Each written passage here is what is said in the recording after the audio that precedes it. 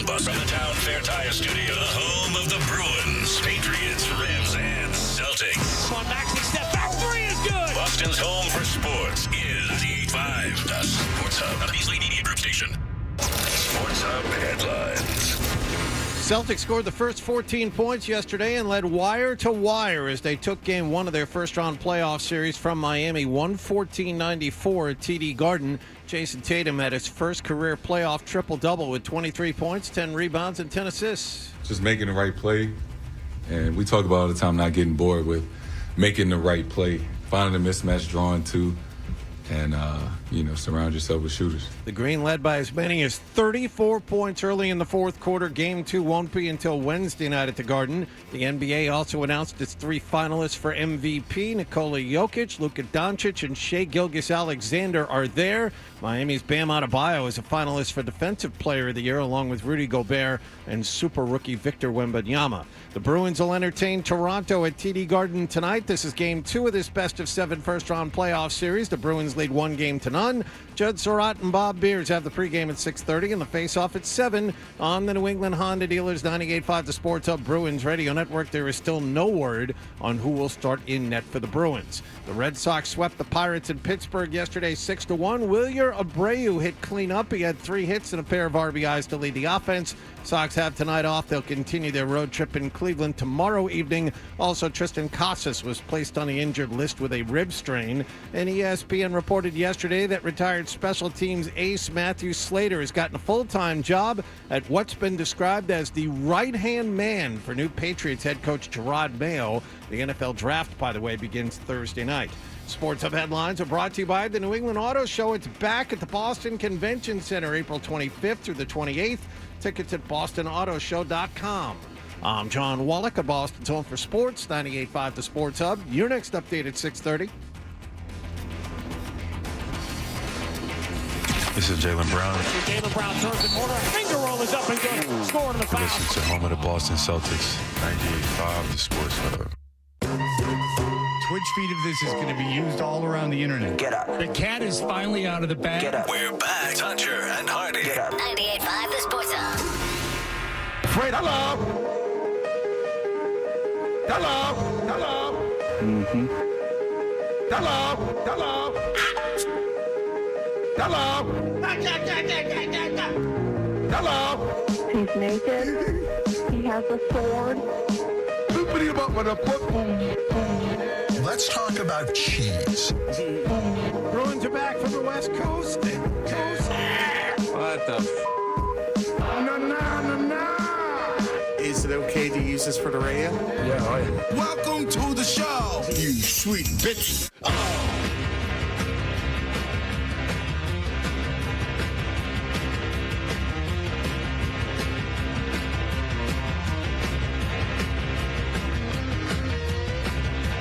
Hi, this is Donald Duck. Hi, it's Donald Duck.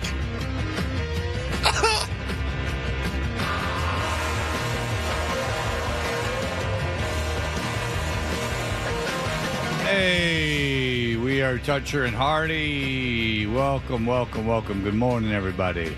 Good morning, Fred. Welcome Hey. back, Fred. It's very exciting. We are brought to you by FanDuel Sportsbook. Make every moment more with FanDuel. Town Fair Tire Studios. Watch us on YouTube. Search 98.5 The Sports Hub on YouTube and subscribe to keep up to date with all the best moments from Boston's Home from Sports. What was the... Who's doing the Donald Duck voice? Well, that was when Dan Roach was filling in a couple of days last week, and we had a Disney-themed game for him. And as a special treat for Dan, we got the actual voiceover artist who does the current-day voices of Goofy, Mickey Mouse, and, of course, Donald Duck. Hi, this is Donald Duck. So Yeah, that was a big treat for him. That's a tough get. Yeah, it was. Not investing a lot of money, obviously, in the. They're not going for the original. Is mountains of splashing good times.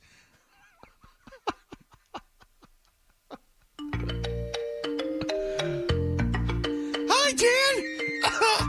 Oh, see, a 55-year-old woman We're trying to launch this unfortunate. I know. See, people unfairly said that's obviously Nick Cimelli. I'm like, no, that is a professional voiceover artist. Master of the guys.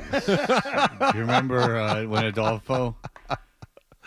Adolfo, master of the guys. Yeah, the guys. That's right. Instead of disguise, he said. The guys. So yeah, Dan was here for a couple days last week. We had nobody on Monday when Wallock. I couldn't believe this morning. We're sitting in the room a few minutes ago, and I said, I'm trying to wrap my head around the fact that the marathon was only a week ago today. That was a week ago today that Wallock, you and I were sitting out there freezing our asses off. Jesus, it was cold. In the pre-dawn hours at the starting line in Hopkinton. And then, it was a long week. I mean, a couple days Dan Roach, which was great. And then, what do we have? Oh, Perillo. Perillo was here for a day. That was awesome. And then Holly was here on Friday. But, yeah, you guys were off doing your thing. Yeah. How was your week? Oh, it was. I was with my daughter in Hilton Head Island. I rode a horse. If you go to my Instagram page, you can see they put me on a horse, obviously, that had a head injury. So I did that. Okay, so are you required now as an adult to wear a helmet when you're riding a horse? Is this the thing in life now? No, I don't wear them on air, but I wear a helmet most of the time on the school bus and stuff. Right. And I got to wear a helmet. No, Hardy, I demanded a helmet. Yeah, they make you put a helmet on. Okay, There's some insurance issues, I would imagine. Make you, or is it optional? They make you wear a helmet. I just see Fred. No, wait, I'm not leaving. I want the helmet. Yeah. You got to give me the helmet. I mean, that's otherwise, this trip is not happening. But you have to think of first. Okay, it's the stables in the Sea Pines, what used to be called plantations. I don't know what they call them anymore. But in Hilton Head, I mean, the amount of insurance restrictions required. Like my daughter and I went on this jet ski thing. You know, and I just happen to own a jet ski in Tennessee, so I mean, don't get too jealous. They're so fun; it's well worth the purchase. And they made you watch this 15-minute video before you could go out, and it was outside, and next to us was this kids pirate cruise getting ready, and it was just this woman yelling. You couldn't have heard the video if you wanted to. The sun shining off the screen because you're outside, but they just for liability reasons they have to have you watch it. So everything in these resort settings is set. It's so they cover their asses so much that you have to do everything. But yeah, they make you wear a helmet. I probably would have worn a helmet anyway, but yeah, they make you wear a helmet. Those things are. I don't like them horses. This thing. I was in the back of the line. By the way, everyone down there was from Boston. I was in the back of the line. It's great. And the people are making fun of it. They do not like the people from Boston. But I don't know why. But and then so I was in the back, and this dumb horse kept walking away from the line, and I had to get it back, and then at one point started trotting, which I did not like at all. There's I did not care for. I'm not a big horse person. I don't like the and forgive me, Fred. You're the equestrian person Sure. here, so you can tell me. The thing that they put on the horse head there, the little mask that kind of goes down around the snout there and on either side. But I don't care for that thing. They have daisies on it. It looks like something that Maude would wear. It doesn't. It looks like Mrs. Roper's frocks that she would wear on Three's Company. Yeah, it kind of looks like that horse is peacocking a little bit. It's like, oh, this guy really likes to show off, so he's got a real colorful little snout mask that he wears. So they go, don't kick the horse, don't kick the horse, don't kick the horse. And I'm like, okay, I have no problem not kicking the horse. And then the horse stopped, and it walked away from everyone and stopped. And then I'm like, hey, I had to get the lady's attention. I'm like, well, what do you want me to do? And she's like, well, kick the horse. Yeah, you idiot. So then I kick the horse, and the horse starts taking off. Yeah. And so, I mean, it's just, I don't know. They're uncontrollable beasts. I don't care for them. People who break horses, God bless you. I don't know how you do that. And they stink. They're filthy animals. I don't know why girls like them. Yeah, barns especially smell great. Well, they just take dumps, like Yeah. huge dumps everywhere. Like Barns are wherever, awesome. Yeah. wherever they go, they're just taking these huge dumps. I mean, that is it's. I don't know. I don't like them. They throw fits. They get going, and I don't care for that. But and we played putt 3 times. Uh-huh. And there's a putt. It's called Legendary Golf, and it's just a normal putt place with like a waterfall and everything. And at every hole, there's a biblical verse. I don't know why. There's no other signs of the Bible. So this is the theme of the course, much like in Overboard when they had the 7 Wonders of the World golf course that they did in Elk Snout. Yes. Where you were, Fred, in Hilton Head, it was the biblical theme. Yeah, there was this Sodom and Gomorrah thing where you had to get into 2 relatives making love. It was a whole thing. No, there's no. It's called Legendary Golf. Mm-hmm. It's in like a major section of town. There's nothing inside that says Bible stuff.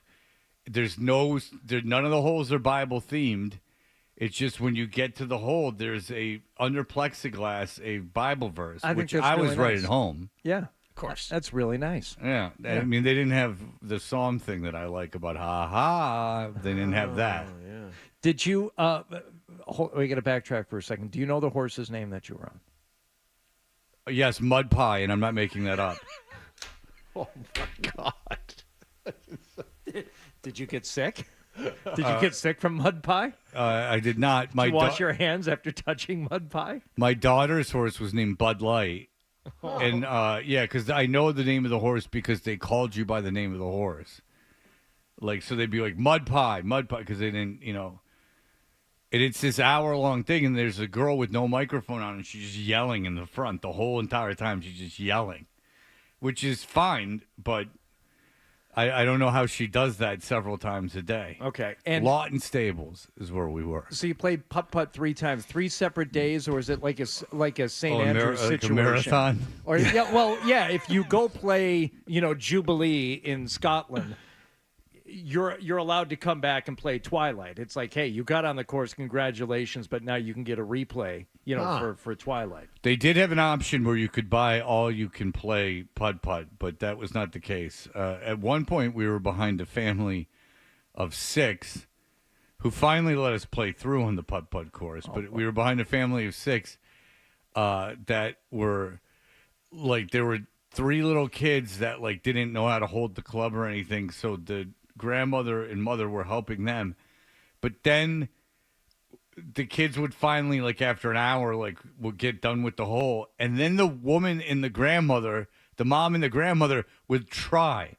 And it was driving me insane. Like they would like sit there trying. Yes. Instead of just going, oh, thank God this is over. Yeah. They like would go, well, now it's our turn. And now it's time to focus on this stupid putt. But isn't that nerve-wracking though when you're allowed to play through and that now you have to perform? You don't want to flub your tee shot. No, when a group is allowing you to play through. And as Alice Cooper said, never play through. He said that's bad mojo. You should never play through. But but there I was. I did. So that was pretty much the schedule. We horseback rode. We did but then the thing with the jet ski is it's this tour. You go 6 miles, and I'm like, all right, cool. I'll see there's a waterway that runs through the island where there's all this like expensive houses. I'm like, all right, I'll see that. But what they did is they just took you out to this open area of water, and they're like, there's a pole here, a pole there, and a pole over there. You can't go past those poles. You have an hour. And it was like, say it was a half a mile of water. Mm-hmm. You just had a half a mile of water to go around in circles. It was not like thrilling. It was like and then I own a jet ski, but I'd never been on a jet ski. I was on that jet ski for 2 hours, half an hour to get out there, an hour out there, and then a half an hour back. That and the horse thing. I was walking like Alice in the Grand Canyon. Mm-hmm. From the Brady Bunch. I was walking just like Rocco just had his way with me. That seems like an absurd amount Did you get of that time. reference? I did. Yeah, thank you. To be on a very jet rough. ski. Like, It's not overly enjoyable. I think 40 minutes tops. And after that, I've gotten all the fun out of that thing I can. Well, if they would have like gone, because I was like, all right, I've been to this island a million times, but I've never been down the way that goes through the like whatever I don't know if it's a canal, but the whatever waterway goes through the island. And apparently there's like the houses on either side of it are like these multi-million-dollar homes. And so I was like, oh, I've never seen this before. As many times as I've been there, I'm like, this might be fun. Maybe you get going a little bit, like you're kind of cruising around. And that to me was like, and then plus I needed stuff to do with my daughter that wasn't just sitting there. So I was like, all right, this will be fun. We liked it. But the thing was that, they just give you this open water. And it's like, well, I have a jet ski. Like, this is no, like, you're sitting on them. There's no skill involved. Yeah. You just, and then you go fast on it, and then you're like, wow, I just went fast on the jet ski. Like, Right. Congratulations. In a straight line, but I can't go very far. I got to turn around and go back. And they had two dudes, and they were sitting by the posts. Like, they were hurting you back. They were hurting you. Yeah, like Interesting. They were like border collies, like hurting you in. So, but I'm glad I went. It was my daughter and I. It was the first. I've gone away with my daughter, but I've never gone away for a week. We got along the whole time, so it was very nice. It's a different dynamic when you're traveling with just the one kid because you kind of know that you're forced into getting along. Whereas if it's 3 or 4 of you, then all right, you can. You have the option of not liking somebody for a little while. But when it's just the two of you, no? You better she was great. She didn't complain about anything. We went to Hibachi twice. It was very exciting. And now John Wallock will regale us with tales of New Jersey with his family. Ocean City, New Jersey, vacation community that was basically empty when I showed up. Very, very, very peaceful, very boring. There's nobody down there. I slept when I wanted to. I ate when I wanted to. It was perfect. That sounds like a bold time to go to Ocean City, New Jersey, considering it's cold.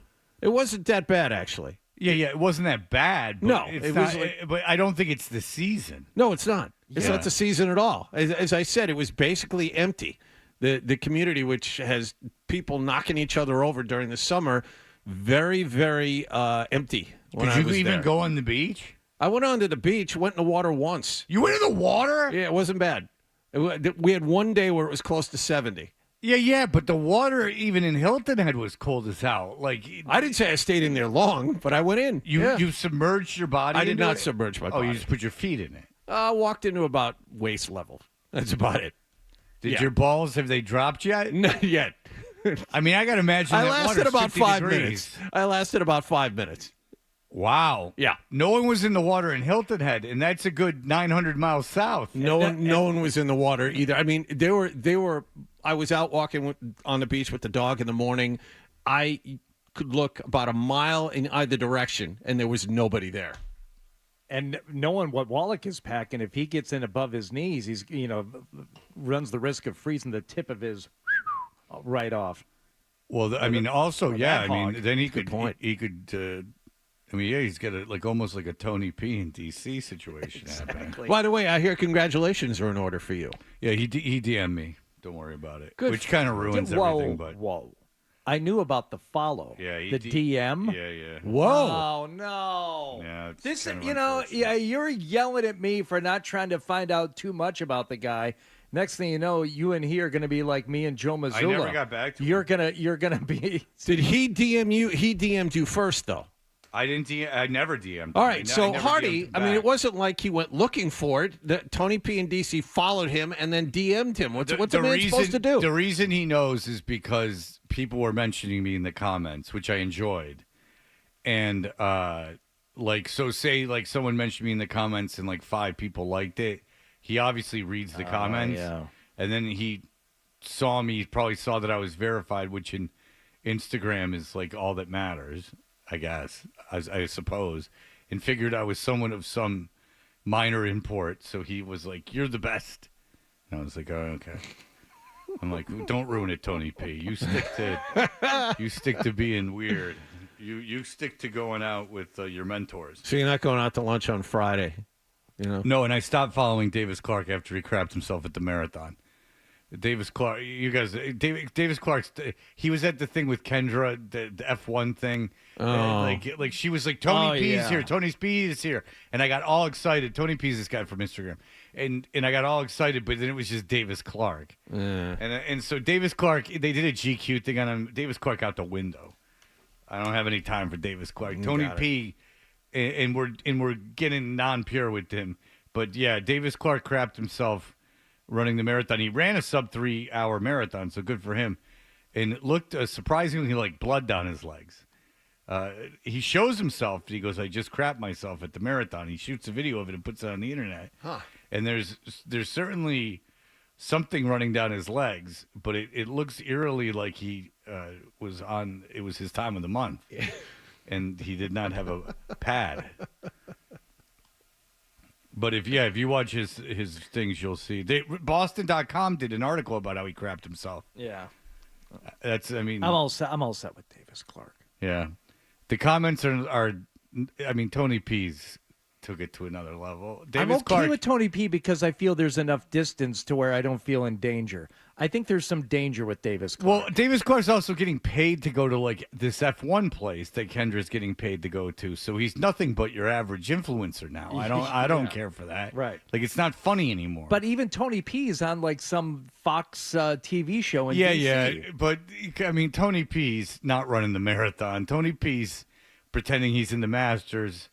In his living room. That was with the Wii stick he had. But maybe we don't talk about Tony P so much anymore. Maybe we let Tony P sit and stay pure. Let Tony P be. You stay gold. That's too bad. It's like 2 weeks and it's over. You know, we were just getting started. Yeah. All right. Lots going on yesterday. I watched more basketball yesterday because I have a friend who's a ginger gambler that I was out with that was throwing money around when he won and then was not winning any longer. But this is I watched more basketball yesterday than I watched the entire season. There's no question about it. I went to that Celtics game on Friday, which was a star-studded affair on the court. Considering Tatum was on the bench for like 5 seconds and then he wasn't even there anymore. All right, what's going on? What are we going to talk about? We will talk about the Celtics and the other results in the NBA. So what are we going to do for the other 19 minutes? We're going to talk about the Bruins and what we can expect out of that team tonight. And oh my God, what happened down in your part of the world where you were last week, Fred, with a big golf tournament over the weekend? Did it finish? There was weather coming in. When we get back, I can tell you about all the fun people that are there at the golf tournament. I was staying in the same area as it. I was going to get you something, Hardy, but I was not allowed in to the Harbortown area. I made a call. I was going to, well, yes. Because Lord knows they can't let you drive down the road because then you might be able to see one of the holes, and then I mean, why pay? You got to pay for this, yeah. Oh, the crowd is so cool and so young. Oh, I felt like I was in middle school around those people, and driving drunk and on dark roads, just swerving into your lane, just a lot of fun. Old drunks driving literally right at your car, like just driving in the wrong way, just because they can't handle being out in the sun all day. All right, we'll be right back. You're listening to Toucher and Hardy on the Sports Hub.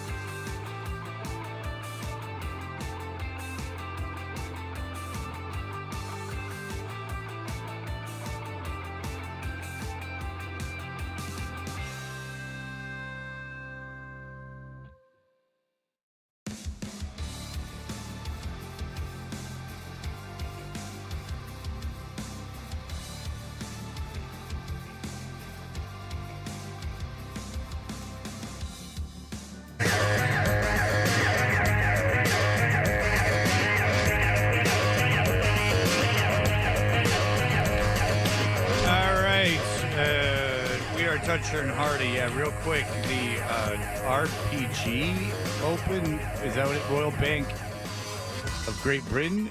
Is that what it's whatever. The thing after the Masters was I stayed in Sea Pines in Hilton Head, which is this community with Harbortown Golf Course, and that's where the tournament was. And RBC Heritage, please. RBC Heritage. And they Romeo had Bravo Charlie. Yeah, they had all the big golfers were there, except for Tiger. And the thing is that it's not like Boston in that, like, the streets are not well lit, and did those old people get hammered. And they would get hammered, and then they would drive, and they would drive down they had to take shuttle buses into the harbor town, but then around the Sea Pine's like 8 miles long. And so you would leave, and then they would have picked up their cars, and they would come out of this parking lot when it was dark, and then they just be driving right at you because they're all old and drunk. That's right. And I never really thought about that, but let's make everybody park in one place. We're going to shuttle them to the golf course. We're going to feed them alcohol out in the sun for 7 or 8 hours, and then we're going to take them back to their cars. There you go. And there's no property. Enjoy. And there's no way to get like out there. It's not like there's Ubers running around there and stuff. Like there's no way. You got to drive. So they're just swerving and being dumb. Like that driving like I don't even know how on a 2-lane road that you can drive with like half your car in the other lane. Even if you're hammered, I don't know how you do that. Like, even if you're drunk as hell, to stay within the lanes. You might swerve, but to just drive with half your car in the other lane. Yeah. Oh, sure. You line yourself up with the double middle line there in the middle. That way you assure yourself you're not going to veer off into a ditch. And I'm with a 13-year-old girl, and then I would see these people, and they'd be like, hey, you here for the tournament? No, idiot.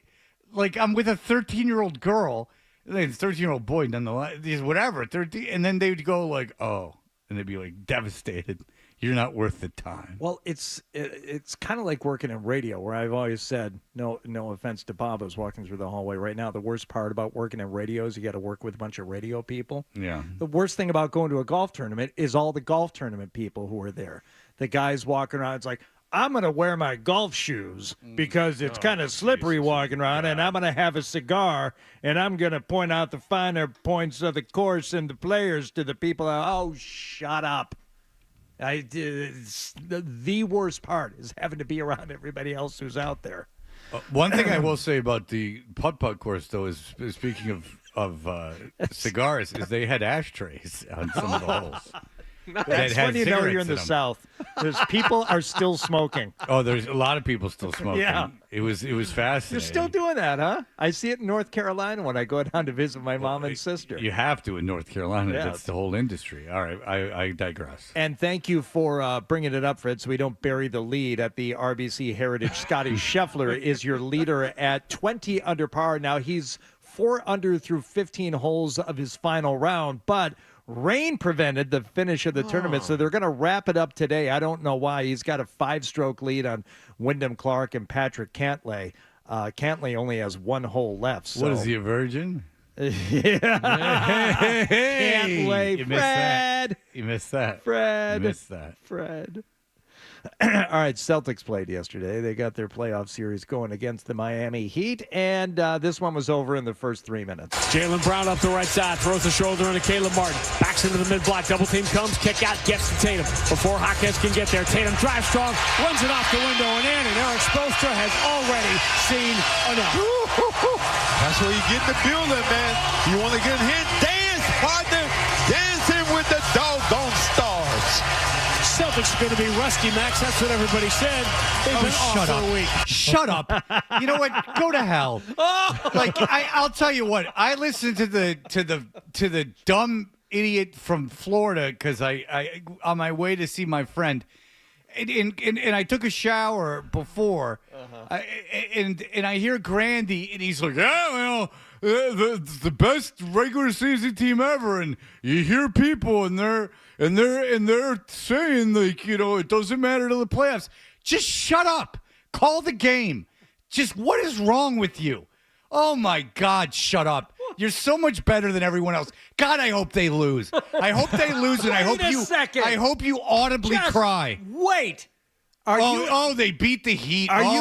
So the Heat with no Jimmy Butler, and even if they had Jimmy Butler, the garbage Heat. I want to know who you're angry at. Sean Grandy, the Celtics? I don't like the way Sean Grandy talks. I don't like the way he talks. I don't like it at all. I really don't like it. Like Sean knows exactly what I'm talking about. That he's so superior, and that everyone is so dumb. And everyone should have been It's I don't know. It's almost like he's justifying his job, like you idiots that didn't pay attention to me for 82 games. Well, Porzingis straight away three, got another one. That is almost unfair. It's almost unfair. I love Cedric. I really do. I think Cedric's great, and I don't think Cedric cares for him very much either during the games. And John will probably be nodding if you're watching on YouTube. So you're saying it's the whole maybe creating a false narrative? Strong runs it off the window and in, and Eric Spoelstra has already seen enough. That's where you get in the building, man. You want to get hit? Dance, partner. Dancing with the doggone stars. Celtics are going to be rusty, Max. That's what everybody said. They've been off for a week. I didn't hear anyone say anything about them not completely dominating this series on any medium anywhere. Who said this team isn't good? Who said this team? The whole narrative. On the way in, national guys. The Celtics might lose one or two games. It's ridiculous, but lose one or two games until the finals. If they don't win, the whole narrative is if they don't win the championship, the season's a failure. That's the narrative. The narrative, oh my God, dude. The narrative was not they're going to lose to the Heat. No one. I wasn't here, but I listened to Jacksonville Sports Talk Radio. Oh, well, you're all set then. Really good. Which it'd be almost worth pulling clips of one of the shows, but it's just good. Save your venom for your coworker here on the Sports Hub. He's not my coworker. Of course he is. Your colleague. All right, we're all on the same team. Fine. You tell me. I wasn't here. Was there a narrative that they were going to lose to the Heat? Never, not once did the words rust or they won't be ready or anything else get mentioned last week. Not here, not on this show, not by a caller. The Sports Hub is so negative, or the Boston fans are so negative. Okay, sure. No one said they were going to lose to the Heat ever. Maybe he's talking to different people, Fred. Maybe he's speaking with other analysts. Well, he's only on in Boston, so I don't know who else he'd be talking to. He's not doing an international broadcast. He's on the radio in Boston. Now, Cedric's celebrating and having a good time, which is warranted. It's the home team, and they're killing them. They're up 14-0. Yeah, so it's fun. Yes. Have fun. Enjoy it. I'm not saying even don't be a homer. But Jesus Christ, no one said that they were going to lose to the Heat. Celtics are going to be rusty, Max. That's what everybody said. No, they didn't. No one said that. No one. They were they were 13.5-point favorite. Yeah, because the guy I was with won that. Yeah. So they were at 13.5 who got point. Miami plus 13.5. Yeah. Okay, so he had Celtics minus 13.5. Spread's even bigger for Wednesday night. Yeah, and so it's ludicrous. They shouldn't lose a game. You know what I'm saying? His whole thing, which isn't his place, is you guys don't. No one understands. Everyone's just bitching about this team all the time. First of all, that's not true at all this season. People said, wait for the playoffs, which is warranted because they won the East by 700 games, so there was nothing really to talk about. They should win the East easily. Now, Denver, if they play Denver, is a tough matchup, and we'll see. You saw a little bit of that just game-specific stuff. We were talking about how Jokic could push Porzingis around in the low post. Miami, obviously, the way they think they can win, and you saw it, Bam Adebayo was being very physical with Porzingis. They're hoping they can beat him up to the point that they can get him out of the game. And you saw Miami in that foul by Caleb Martin on Jason Tatum late. Obviously, you're in a situation now, if you're Miami, you are severely shorthanded against this team. So what you need to do is try and take them out. You need to beat them up. You need to take a couple extra little shots there. And there was that talk that Spoelstra called the early timeout. Well, Scalabrine lost his mind after the game about this. And I suppose you could tell the people what he lost his mind. Okay, Spoelstra in a blowout game, Miami had no chance of winning, called timeout. His team was down 15, 20, whatever they were down. And then 30 seconds later, immediately after that timeout, Tatum gets knocked down by Caleb Martin, submarined from behind, and he takes a very hard fall. Jaylen Brown comes over, and Martin's like, "What did I do? What did I do?" Scalabrine is of the mind that 1 + 1 = 2 here. Spoelstra ordered the code red. People came out, and that whoever was closer, took a shot at Tatum. That is what Scalabrine's upset about. All right, well, and maybe that happened, but I can tell you what didn't happen. Anyone saying they weren't going to win this series. The Miami people weren't saying they were going to win the series. I heard the Miami people going into the game because the Mad Dog Radio went to it, and then they were playing the Miami feed for the first minute that I listened to it. And it's not like the people in Miami were like, guess what? This is going to be great. Like, we're going to win. I mean, even and that guy's a jackass too. The guy who does the Miami games. I've forgotten his name also. I don't know. I met him once, as you know. So what we can do, Fred, is we know how Scalabrine felt about that because in a game with very little drama, Miami made a little bit of a run, but not really. And the Celtics end up winning 114-94. Okay, so what about this incident with Jason Tatum toward the end of the game? Let's hear on the other side what Joe Mazzulla had to say about it, because he gets fired up, whether it's on the basketball court or in the dojo. Here's a guy who's not afraid of confrontation, so we'll see what he had to say. Or ordering an Italian meal for your friend Rob Hardy Poole. That grilled octopus, and it's nothing I would ever order for myself, but that man knows his way around the menu. Yeah. All right, so we'll return. Sports Hub headlines. Celtics blew out Miami 114-94 in Game 1 of their first-round playoff series. Game 2 is at the Garden on Wednesday night. In hockey news, the Bruins will be at the Garden tonight to play Toronto. Bruins lead that first-round playoff series 1-0. Judd Surratt and Bob Beers have the Duncan pregame at 6:30 and the face-off at 7 here on 98.5 The Sports Hub. Still no word on who the Bruins will start in net. And the Red Sox swept the Pirates in Pittsburgh yesterday 6-1. Sox have tonight off. They're in Cleveland tomorrow night. Tristan Casas placed on the injured list with a rib strain. Sports Hub headlines are brought to you by your local New England Honda dealers. I'm John Wallock of Boston's Home for Sports, 98.5 The Sports Hub. Your next update at 7 o'clock. No matter where you go, you're always connected to Boston sports with the 98.5 The Sports Hub app. Download it wherever you get your apps today.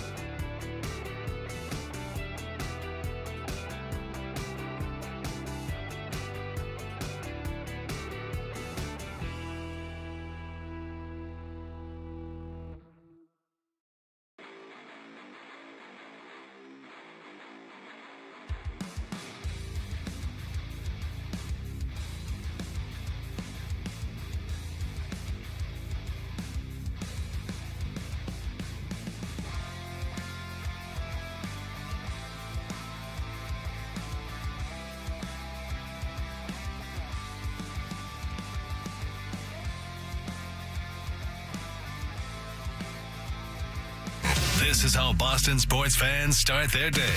Toucher and Hardy on 98.5 The Sports Hub.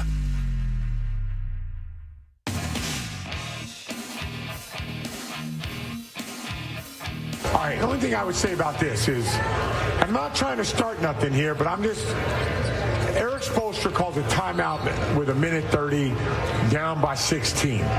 30 seconds later, that play happens.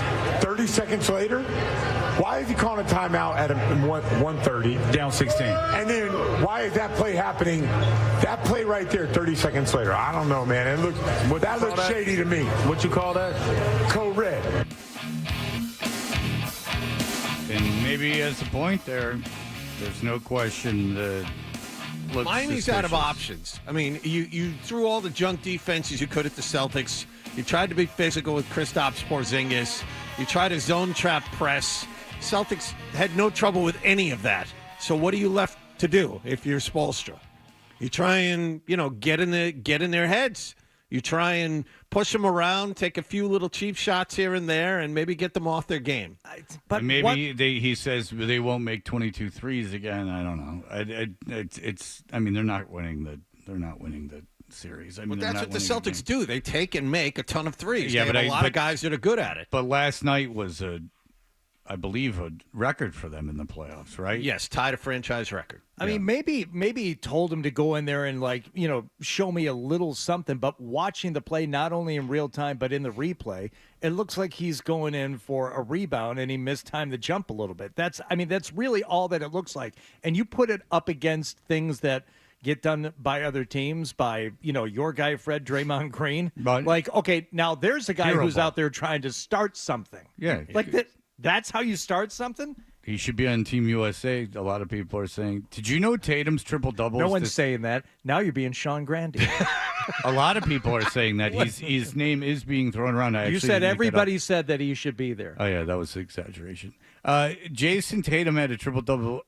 Did I hear this correctly? That's only the second triple-double in Celtics playoff history? I believe Larry Bird has the other one. Yeah, I know Bird has at least one. Did they just not give triple? I know Oscar Robertson averaged a triple double one year, so they gave him away back then. But you would figure that if there were 4 teams in the NBA and you won 95 titles in a row, that someone had a triple double along the way. There were a lot of people who played, Fred. There were a lot of subbing in and out. No time to reach. If you're blowing everybody out like the Celtics were in the '60s, doesn't matter. They had that epic series against the Lakers where Jerry West went for 40 in Game 7 and they lost. By the way, did you see Joel Embiid trying to give himself a couple extra stats on Saturday night, throwing the ball up to get his own rebound and finish and landed on his knee? And Karma's a bitch, Hardy. Almost finished him. That play was season. Unbelievable. That play was unbelievable. That was a standout, unbelievable athletic play. Now, he hurt himself when he landed, but... he hurt himself like I just hurt myself. Or, you know what else he could do? Just shoot the ball. He would have traveled. No, I'm with Fred on this one. That was an unbelievably good play. That wasn't a showtime. That was the guy's defending me very well. I got to get the ball up at the rim, and hey, here's an opportunity for me to grab a rebound. I think Philadelphia's winning that series. I found it to be unnecessary. All right, what did you? I have to do this real quick. I'm sorry. Our show's brought to you by FanDuel Sportsbook. Make every moment more with FanDuel, and this is exciting for real. At 9:50 this morning, we got a chance to score a pair of tickets for Game 2 of the Bruins Maple Leafs tonight at the Garden. Select tickets are available to purchase. Visit bostonbruins.com/playoff. For tonight? Yep. Tonight. Secure your seat for some original Six action. I imagine those tickets are extraordinarily expensive. They weren't expensive during the season. I know, they're $400 during the season. So I'd imagine against Toronto with Toronto people coming down. Yeah. That's great. Yeah. So there you go, 9:50 this morning. All right. So what did Joe Mazzulla think of this incident at the end of the game with Brian Scalabrine saying he thinks the code red was ordered, Jaylen Brown getting very upset out there in the moment. Tatum, for his part, just kind of walked away from the whole thing. But what did Mazzulla say? Joe, when Jason fell, it looked like he hit his hip at his head. What were you thinking as he was going down? I know Boston was probably collective sigh right there. Have you spoken to him? He did look like he hit his head a little bit. I was just thinking, I was waiting to see what he was going to do. I was kind of excited about the whole situation. So, I enjoyed watching it. Josh, what impact? Yep. What? Yes, I enjoyed watching it. What? I enjoyed it. It was fun. Yeah. It was great. You know what it reminded me of? When Jimmy Snuka murdered his wife. Allegedly. So he enjoyed watching it because he thinks maybe this is going to, I don't know, like get them all fired up. Yeah, maybe now the Celtics will win the series. I mean, everyone's written them off. They said they'd be rusty. Okay, well, the spread has As opposed increased. to Miami had that advantage of playing those extra games. That was really in their favor. Stupidest thing ever. You got to play that again later in the show. Everyone said they'd be rusty. No, not one person. Not one person thought they were losing this series. God. The lead or the spread has increased for Game 2. That'll be on Wednesday night. Same night the Bruins will be playing again. So the Bruins play Game 2 tonight.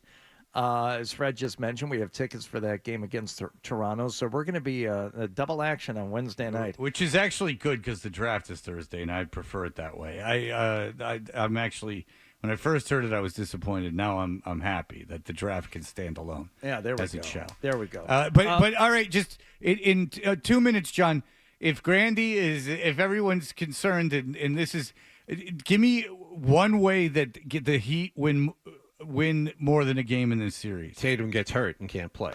You think that then the Heat could win more than one game even without Tatum? I think they can win more than one game if you don't have Tatum on the floor. Okay. That's the only way. But you see, I disagree with that because Jaylen Brown didn't really show up for the first half last night. If he has a better game. The Celtics are better everywhere. And even if the Heat had Butler, the Celtics would be favored. Even if the Heat had Terry Rozier and Butler, who are two pretty big offensive weapons, the Celtics still would be favored to win this thing in 5. Well, they would be favored. I wouldn't like their chances as much. But even if Tatum gets hurt and he can't play or his minutes are somehow restricted, if Brown has a better game and everyone else shows up like they did last night, then they still win by 2. I just don't know who aside from Adebayo, who on Miami Heat is an NBA caliber starter, including Tyler Herro, who, boy, oh boy, He's no good. No, he was awful yesterday. He's for just long periods of time. This was a year that he was supposed to take off. I mean, he averaged about 21 points a game. This is the thing. You would think with Rozier and Butler out, that would give him a runway to really shine, and he was awful. He was awful last night. So I mean, they're not going to. The Celtics aren't losing the series. And I've got emails that made sense and things about how they didn't like how the starters played too much.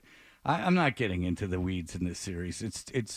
It's too much of a foregone conclusion. Very quickly, without Giannis, Milwaukee got 35 points out of Dame Lillard in the first half. So the Bucks beat the Pacers 109-94. Pacers are no good. That, by the way, that was the series where people were picking the underdog. Yeah, I don't know why. A lot of people. Stephen A. Smith actually said, and I think I'm right about this, he said before the game on national TV, even if Giannis was there, Indiana should win this series. Yeah, he's the guy because what happened to Indiana at the end of the season? Indiana's no good. Well, OKC had their hands full with New Orleans yesterday, 94-92, but there were like 30 lead changes in that game. And then Gilgeous-Alexander went nuts at the end. But I'll tell you this, is at least Oklahoma City's like a really, really young team. Yeah. Like, and the talent differential isn't off the charts in that series. But I would contend even without Giannis, the talent differential is off the charts with the Bucks Pacers. You could argue with me. Yeah, Indiana scores a lot, and that was the thing. Can Milwaukee play good enough defense to keep Indiana from scoring 130 points a night? Yesterday they did. Yesterday they shut Indiana completely down. And I think you would agree, like the whole thing, like crapping on the Bucks all regular season is just talk now. I mean, I don't think anyone in that organization was overly concerned with anything that was going on in the regular season, short of injury. I think that they are like their chances, not against the Celtics, but like their chances until that happens. Well, a lot of times, Fred, everybody will be saying one thing and they're just wrong. Celtics are going to be rusty, Max. That's what everybody said. Yeah. I mean, nobody. And if it was just like a one-off thing, I wouldn't care. But he does it. He did it before the game. He does it all the time. He creates these narratives that like everyone is crapping all over the Celtics, and it's just not true. It's just there was nothing to talk about with the Celtics this season. I mean, I guess you could bitch about this and that, like just if you had to talk about them, but there was nothing to talk about. They were too good. I mean, that's the narrative. They're too good. So there you go. I'm very proud of myself. I lost money on Dallas. They lost. By the way, real quick, who do you root for, Kyrie or James Harden in that series? Kyrie. You do? Oh, yeah. I hate both those guys. I mean, really. Harden is quit on 4 different teams. Kyrie is just a menace to society. Why? I can't root for either one of those guys. Yeah. All right. We'll be right back. You're listening to Toucher and Hardy on the Sports Hub.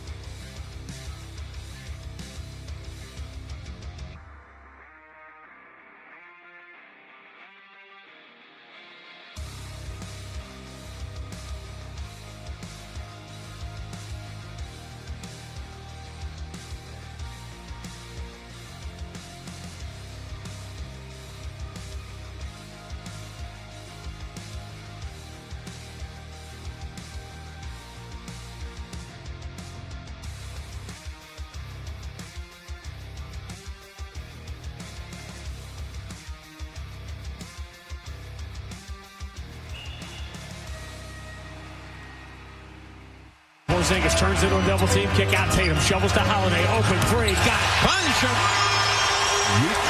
You rotate, you trap, getting it to the open man. 12-0 Boston. That's Sean Grandy and Cedric Maxwell here on 98.5 The Sports Hub. Celtics scored the first 14 points of the afternoon on their way to a 114-94 home win over Miami in Game 1 of their first-round playoff series. Jason Tatum had a triple-double of 23 points, 10 rebounds, and 10 assists as the Green went wire to wire. They host Game 2 on Wednesday night. The NBA announced yesterday Nikola Jokic, Luka Doncic, and Oklahoma City star Shai Gilgeous-Alexander are the 3 finalists for the MVP award this season. The Celtics do not have a finalist for any of the league's postseason awards. Bruins had last night off, but they lead Toronto 1-0 and will host the Maple Leafs again tonight in Game 2 of that first-round playoff series. Judd Surratt and Bob Beers have the pregame at 6:30 and the face-off at 7 here on 98.5 The Sports Hub. Jeremy Swayman started in one game, won 5-1, but has not been officially named as the starter for this evening. The Red Sox got 3 hits and 2 RBIs from cleanup hitter Wilyer Abreu. They completed a 3-game road sweep of Pittsburgh yesterday, 6-1. They are 13-10. They next play tomorrow night in Cleveland. And ESPN reported yesterday retired special teams ace Matthew Slater has gotten a full-time job at what's been described as the right-hand man for new Patriots head coach Gerard Mayo. Sports Hub headlines are brought to you by Prestige Car Wash, home of the free vacuum. That's right, their vacuums are always free, so don't ride dirty. Check out PrestigeWash.com with 22 greater Boston locations. I'm John Wallock of Boston's Home for Sports, 98.5 The Sports Hub. Your next update at 7:30. If you've got the app, you've got Toucher and Hardy to wake you up no matter where you are. Or who may or may not have been to jail. Get the app. The 98.5 The Sports Hub app.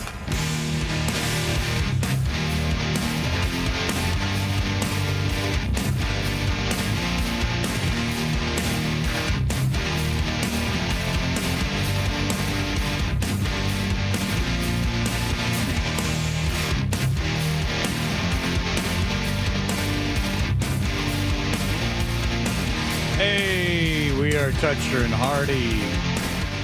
And our show is brought to you by FanDuel Sportsbook. Make every moment more with FanDuel. And you can watch us on YouTube. Search 98.5 The Sports Hub on YouTube and subscribe to keep up to date with all the best moments from Boston's Home for Sports. And I was copied on something that Kendra Middleton put on the Instagram about how disgusting my area was. So I wiped it down today. She was inferring that there was snot on things. So Kendra sat in that chair last week? She did, and the microphone was a real issue, Fred. I think that was the thing that it wasn't what was down on the board or in the keyboards. Now, what was apparently on the microphone? It wasn't apparently. It's just like covered with like debris, but it's gone now. She scrubbed it. No, there's debris on it. Well, it was worse. So it's from her. Oh, okay. But this doesn't have a muff on it. Do you guys put your own muffs on the microphones every morning? Oh, yes. We had this big discussion during the marathon. We were sitting there with Dennis, and I don't know why I felt the need to attack Dennis as early and as often as I did on Monday, but at some point the discussion came to the microphone muffs and how. We have to supply our own, and they treat them like gold. It's like you can only have one. You said, "It's fine, Hardy. You can have another one. You can have another one." So we came back. We're in the studio on Tuesday. I'm like, I actually do need another one, and he said, "We don't have any." This, Fred, this green one here that everybody makes fun of on YouTube, looks like Kermit the Frog, like the 1970s version of Kermit the Frog green.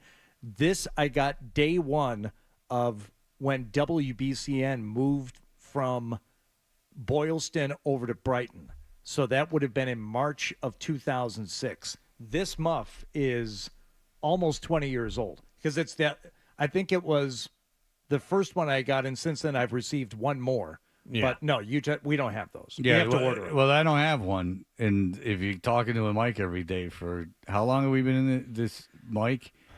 So this mic's probably been around for at least 10 years. Talking to someone for 10 years, it's going to get crap on it. Yeah. I don't know what kind of psychopath is examining it. Mm-hmm. I mean, what is she licking the microphone? What does she care what's on it? She wants to be closer to you, Fred. That must be it. Wait, why was she sitting here? I don't know, because Dan or whoever was sitting there, and it's just weird to have like 3 people. I don't mind that she sat here, but if you're going to sit here, I mean, go with the flow, honey. Because she put something on Instagram, and I reached out. I said, what was on the mic? And she said to me there was nothing on the mic. Oh. She said to me it was on the keyboard. No, it was the mic, too. I don't know. Did you see what was on the mic? Yeah, you can't help but see it. You walk past it, you can see it. There's just chunks of feces on it. Pretty much. Yeah. Just mud pie, filthy mud pie all over that my microphone. horse was named Mud Pie. John Sterling, if you've a big fan of the New York Mets, it is pretty funny that the New York Mets have Susan Waldman and John Sterling calling games. Yankees. Calling the game, sorry. Yankees for as long as It's like they a Miami situation. Miami, Philadelphia. That's what I said. Yeah, exactly. That's right. So you want Miami to lose? I don't know what happened to me, but I No. So you want Miami to lose? That's what I said. You were very aggressive that day. Boy, do you guys have this wrong. Yes, that's exactly what I was doing. I was yelling and screaming. I know I was wrong, and I got confused. Yankees, sorry, not the Mets. That's Keith Hernandez's situation. Right.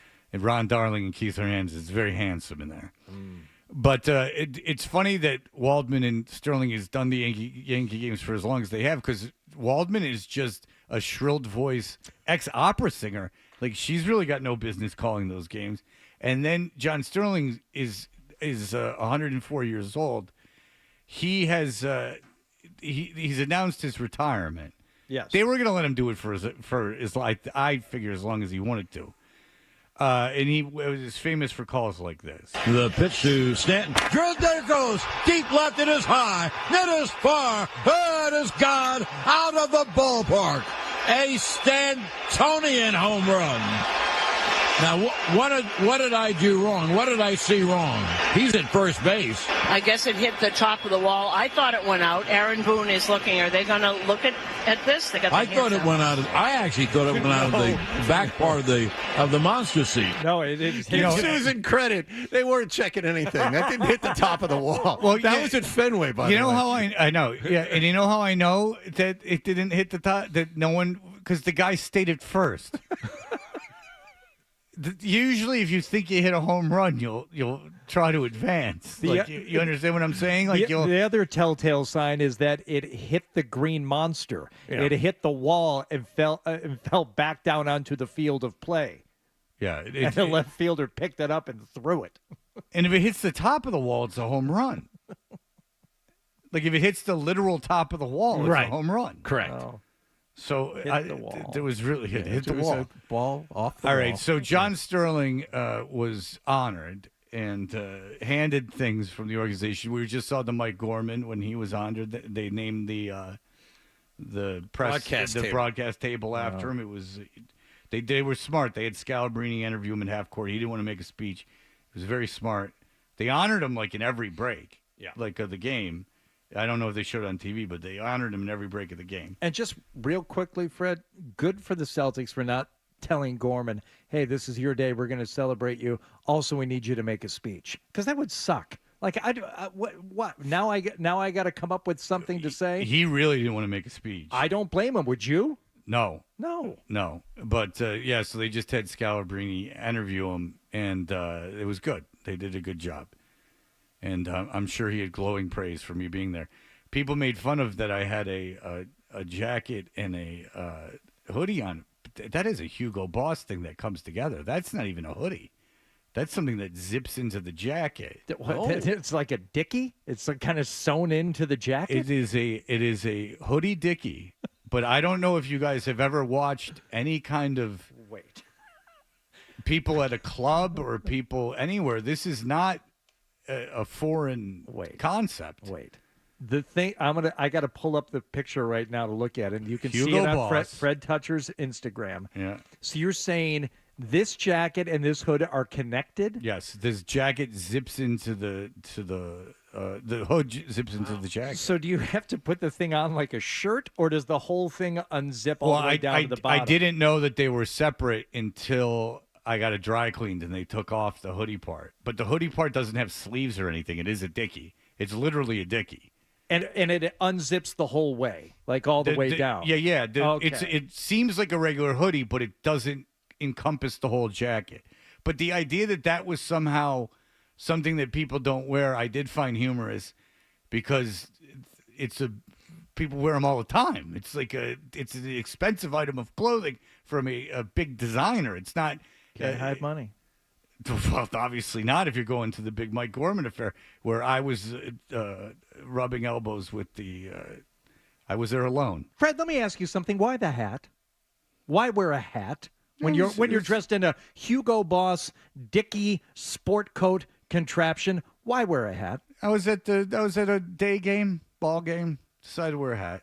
Did you have misgivings or second thoughts about it? Did you go back and forth as to whether or not to wear the hat? Well, it was a black tie affair, and I really thought I'd stand out. Everyone was not. No, I don't think I looked that much different than what Gorman's wearing. He's not wearing a hat. I wore a hat because you know why? I love the game. I love the game of baseball.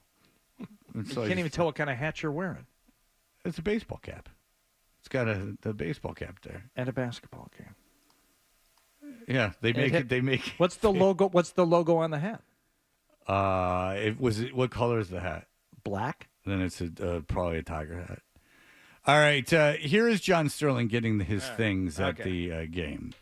And now, ladies and gentlemen, please welcome to the field the voice of the New York Yankees for the past 35 years, John Sterling. First, please welcome former Yankees great Tino Martinez. Oof. That's who you got? Is that the failed Cardinal? One of the two guys I've ever heard brood at a home Cardinals game? Where's Tino Jeter? Martinez. Where's Jeter?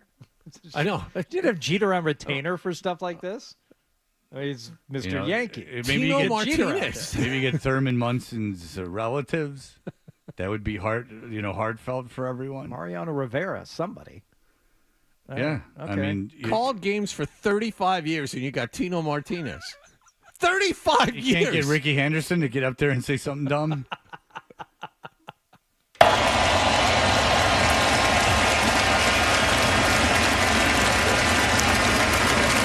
John, you are always impeccably dressed. So the Yankees thought you would enjoy a set of sterling silver Yankees Freeze cufflinks to go with your classy suits. That's something you give line worker. Congratulations, you 35 years in the industry. No, it's seriously, that's something that you give like a line worker, like when you're forcing them to retire. Right, Ford cufflinks. Yeah, exactly. Almost, that's like what you used to get. Ford cufflinks, good for you. Yeah, and now I got to wear French cuff shirts every time I want to wear these things. Oh, thanks. It's a big pain in the ass. All right, thank you. Thank you for the cufflinks. These will go in my nightstand drawer and never come out. What else? John, you are beloved by the Steinbrenner family. And here on their behalf is Haley Swindle to present you with a Yankees jersey. No, I'm not going to say anything because I don't know who she is. Okay. With your name on it. Just like you could buy from MLB.com. Okay. But you got to get that. I mean, that is just, all right, what are we going to give him? We'll give him the jersey. Okay. All right. What else? I don't know if you make a big to-do about it. No. I mean, it's a $200 item. I think jersey comes first, and then you go cufflinks. I don't think maybe even hand them it in public. Like, I don't think that's what happens. It's like when the Revs send us jerseys. They just send them to us. You know, it's like, oh, thank you. That's yeah, right. Haley Swindle. Instead of sending them directly to the trash. She's George Steinbrenner's granddaughter. You're getting ready to go to a match, and you say that? Yeah. Oh, it's a 7:30 start on the day I have the children. This is going to not be without its controversy. Oh, boy. No, it's fine. I'm wearing my kit. I'm paying Milo to stay home. Now, John, please welcome two of your closest friends. Your former broadcast partner and current, TV broadcaster, Michael Kay. Yeah, your former partner who Why is he outgrew getting you. all creepy and seductive about it now? I don't know, but can you imagine getting Michael Kay down there who was in the building anyway? And your current broadcast partner, Susan Waldron. who will present you with a silver microphone. More trash. Right. That Susan has used already. And not to talking to. You see, you didn't have to even say the second part. Well, we all maybe got some it. people didn't get it. No, we all got it. I used it for you. Thank you, Susan. I will. Roger Clemens is in George's box, and Roger Clemens is coming back. You know who we should give the job to? The woman with the worst voice ever. But it's the radio. I know. Roger Clemens is in George's box. Just John, I was intimate with this thing we got from Things Remembered at the mall 45 minutes ago. And then they engraved it. But then I used it again, so my DNA is embedded in it. Here you go. John, we made a quick trip to Sharper Image. Here's a massaging recliner. I use that too. I used your microphone while I was in the recliner. We got a washer dryer that Susan was sitting on before the game. The engraving reads, presented to John Sterling in recognition of your legendary career as radio voice of the New York Yankees, 1989 to 2024. Well, I mean, at least it's very personal. And lastly, John, so you can enjoy your beloved New York Yankees from home, LG, the official TV of the Yankees, is here to present you with the flagship 83-inch LG OLED 4G TV. And here to bring you the TV is the entire 2024 New York Yankees team. And this way you can see the ball didn't go out of the ballpark, John, in case it actually hit the wall. No, John, just so you know, it's free. It was given to us because they're a corporate sponsor. And also, John, this is something that could be had for, this isn't 1982. These TVs. Fred, I think don't downplay the generosity of this gift. If Susan Waldman, say, had to stop by Costco or BJ's on her way to the park, she would be out at least $900, maybe as much as $1,000 to buy that TV, but we know that they LG didn't. TV, and throw it in the back of her SUV. But we know she didn't have to do that because they're a corporate sponsor, so we know it was free. Yeah. And in past, maybe even if it was part of their sponsorship deals that they would make a big to-do about giving it to John Sterling. And lastly, here's a paid advertisement. And lastly, John, we got you a Ballpark Frank hot dog from our friends at Ballpark Frank's. Hey, by the way, we've gotten you a VHS tape recorder from Crazy Eddie's. Crazy Eddie's with insane. 5. We got you that weird Romanian steakhouse gift certificate that used to advertise on public access Robin Bird show. John, as a means to thank you and also satisfy one of our sponsor mention obligations, here is an 83-inch LG OLED TV. Thank you. John, here is a trip to Plato's Retreat, Swinger Haven of the 1980s. They carried out the TV in a box. Yeah, the whole team did. Great. Do I really have to do I have to get this home? Not only do you have to get it home, you got to pay the taxes on it. And it was free for us. What do I have to do? Seriously? You guys know the story that when Claude was the coach of the Bruins, he wanted to get paid in appliances. And that's not a joke because he didn't want the paper trail. Oh. So he'd be like, give me appliances. However he talked. I can't remember how he talked. All right, when we come back, the draft is on Thursday. Mike Reiss. By the way, J.J. McCarthy, you guys didn't talk about this. Schefter with a report last week that, Jaden Daniels, not interested in playing in Washington. Now, if that means anything, who knows? But Joe Murray had put something on Twitter this morning, J.J. McCarthy flying up odds of going number 2 to Washington. I don't think there's any way that happens. And you can't let the kid dictate not taking him. You can't let him dictate that he's not going to take you. But he is in a position. It has happened before. Eli Manning and so on and so forth. This has happened. John Elway, you can tell the team, I'm not going to sign. It's not without its intrigue, which does affect, obviously, the Patriots, because if he won't sign with Washington, that means that he would be available at 3. Lots to talk about with Mike Reiss. We'll be right back. You're listening to Toucher and Hardy on the Sports Hub. Oh!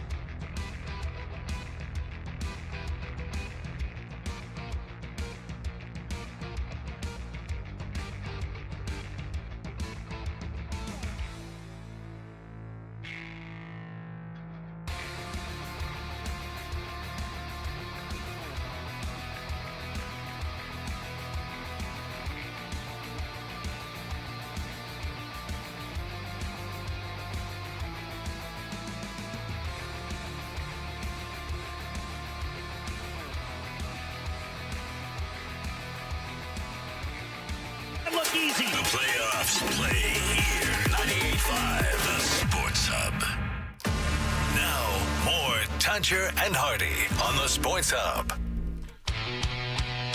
Hey, we're Toucher and Hardy. Mike Reiss, we love, everyone loves. He's the ESPN NFL Nation reporter covering the Patriots. And rarefied air from Mike Reiss in that the draft has been the talk of the town for the last few months. He joins us on the Volkswagen Dealers Expert Hotline. Mike Reiss, hello, sir. Good morning, Fred, Hardy, John. Congratulations on your rating book, Hardy. First one. I was pumped to see it. Great work. Oh, thanks, Mike. I appreciate it. Yeah, it was better than it had been. Oh. So, so it was actually an improvement. And which just shows how I'm not very valuable to the whole situation. Congratulations on your ratings, too. I extrapolated every appearance that you've made on the midday show, and the ratings skyrocket whenever you're on. So credit to you, too. Yeah. I love being on with you guys. Exciting times. It is exciting times. Okay, I'm going to ask you about your colleague, Adam Schefter. Yeah. He reported that maybe Jaden Daniels wasn't so keen on going to the Washington Commanders. Obviously, that would affect greatly what happens with the number 3 pick that the Patriots currently hold. What are you hearing? What is going on? What are the whispers around ESPN? What's the newest intel? I like it. So, Fred, this all started, I believe, with Jaden Daniels' agent with an emoji tweet based on Washington brought in the top quarterbacks at the same time for visits. So Jaden Daniels was there, Drake May was there, J.J. McCarthy was there. And I think the agent did this sort of like emoji tweet as if to say like, well, that's sort of strange. And so I think that's what's led this conversation to start, that maybe Jaden wouldn't want to play there. But I think as you drill down deeper into it, and credit to Adam Schefter, who actually has a new piece out today, Fred, that mentions this. I think it was more a reflection of Jaden Daniels maybe wanting more face time with commanders, coaches, personnel people than having to share it with the other top quarterbacks in the class during that visit. Yeah, it was odd, wasn't it, that they brought in all the quarterbacks at the same time. I know that the Bears, who are taking Caleb Williams, brought in like Caleb Williams' teammates with him, and and that seemed like a good idea because you got to see how he interacted with his teammates and stuff like that. But bringing them all at the same time did seem odd. What are you hearing in terms of as this situation goes on, as time goes on? Their quarterbacks falling? Do you hear any inclinations from the Patriots on who they would be interested in now that it seems like there's 4 quarterbacks that could be conceivably taken in a row? What are you hearing? So that's the biggest mystery, Fred, is how they've got these quarterbacks rated. I would say that very few people outside of those within the walls there know the ranking. They've kept it closely guarded. So I don't know how they have them rated, but I do know that they are very motivated, and as you would expect, to come out of this draft with a quarterback.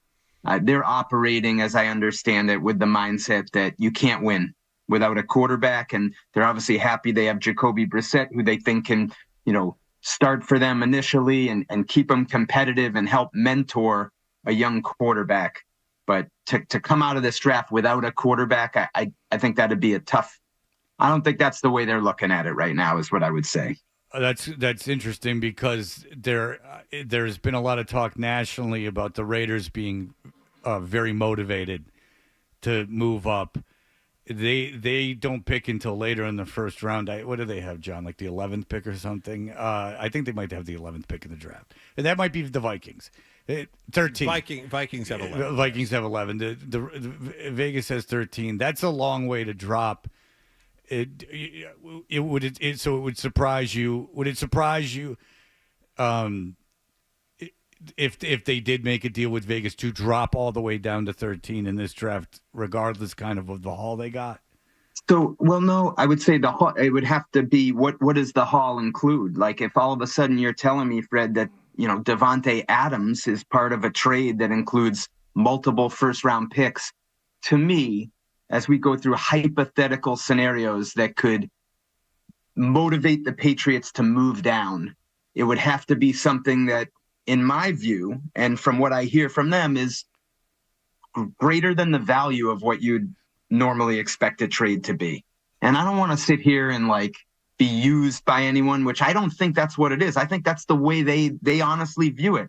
Look, we'll listen if you want to, help us with our need at wide receiver and left tackle and give us a lot of number ones. Well, maybe then we would consider putting off the quarterback, position, but it has to be that much greater. You know what I mean? Not the traditional trade of a couple first round picks and maybe a future second. Like, I just don't think that's going to get it done to go down that far. Yeah, because you're going down far in this draft, and also those first-round picks conceivably aren't going to be very high in the future because the Raiders aren't going to be a bad team.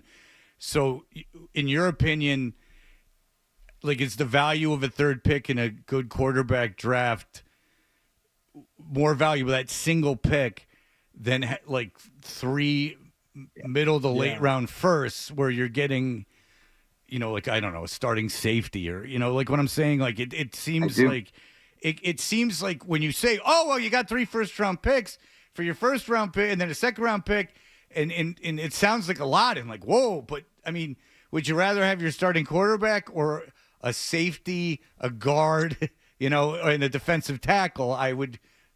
Plenty of teams have a safety, a guard, and a defensive tackle that suck. That's right. So that's the thing. Go ahead, John. Oh, go ahead, Mike. I'm sorry. Yeah, Fred, I was just going to add this. I was talking with Mark Dominic, a former general manager of the Buccaneers, and he put it this way, simply. He goes, you could offer the Chiefs 8 first-round picks for Patrick Mahomes, and they're not going to take it. And I think that's the viewpoint of, you're probably not going to draft the next Patrick Mahomes, but, if you're drafting a quarterback that you're convicted in at 3, you think you got a chance to have the guy to build around for the next decade. The idea being that the team knows that whoever they pick, that's sort of who their legacy is tied to. And so to me, that's a good analogy to make. Mike, now that we're about 72 hours out from the draft, we've heard a lot about J.J. McCarthy over the last month, and Fred correctly said that he was going to zip up draft boards and be a guy in consideration here in the top 10. I know you said you're not aware of how the Patriots have ranked these quarterbacks, but can you say definitively that McCarthy is a consideration at 3 for this team? Well, I can say he's a consideration. I don't know if I could say he's a consideration at 3, John. I don't know if they have him rated that highly. But when you look at just follow like their trail, Gerard Mayo, Elliott Wolf travel out to Michigan for his pro day in, late March. Then they bring him into the facility. Like, they've invested a lot of time in him. And I don't, that's not a smokescreen. So I do think he's a consideration. The question to me would be, is he a consideration at 3 or is he a consideration in a scenario? And I think this is tough to do, but Adam Schefter writes about it a little bit this morning, where do you trade back up, but then come back up, to get McCarthy, whether it's at 4, 5, 6, and try to add some assets. But to me, like that's tough to pull off. Okay, so Mike, you mentioned it earlier about not wanting to be used by anybody. Belichick mentioned it with McAfee last week, how agents and everything are out there at this time of year trying to create smoke screens. As we get closer to the draft, do you think the rhetoric and the stories, whether it's the Jaden Daniels report about and not wanting to play in Washington or anything else we hear, as we get closer to the draft, do you think there is a greater chance that the stories and the reports and rumors are smoke screens, or do these things become more real as we get closer to Thursday night? Well, I think it probably depends on which ones. Like Hardy, I would say like Jaden Daniels. Like I don't think he's gonna I don't think he's gonna say I'm only playing for one team. Like I think ultimately that'll be like whoever drafts him, like that's where he's gonna go. And so the question to me is more, how does Washington view him, right? Like. So I would say more like I look at the Patriots as an example, like Elliott Wolf says, we're open for business for trading.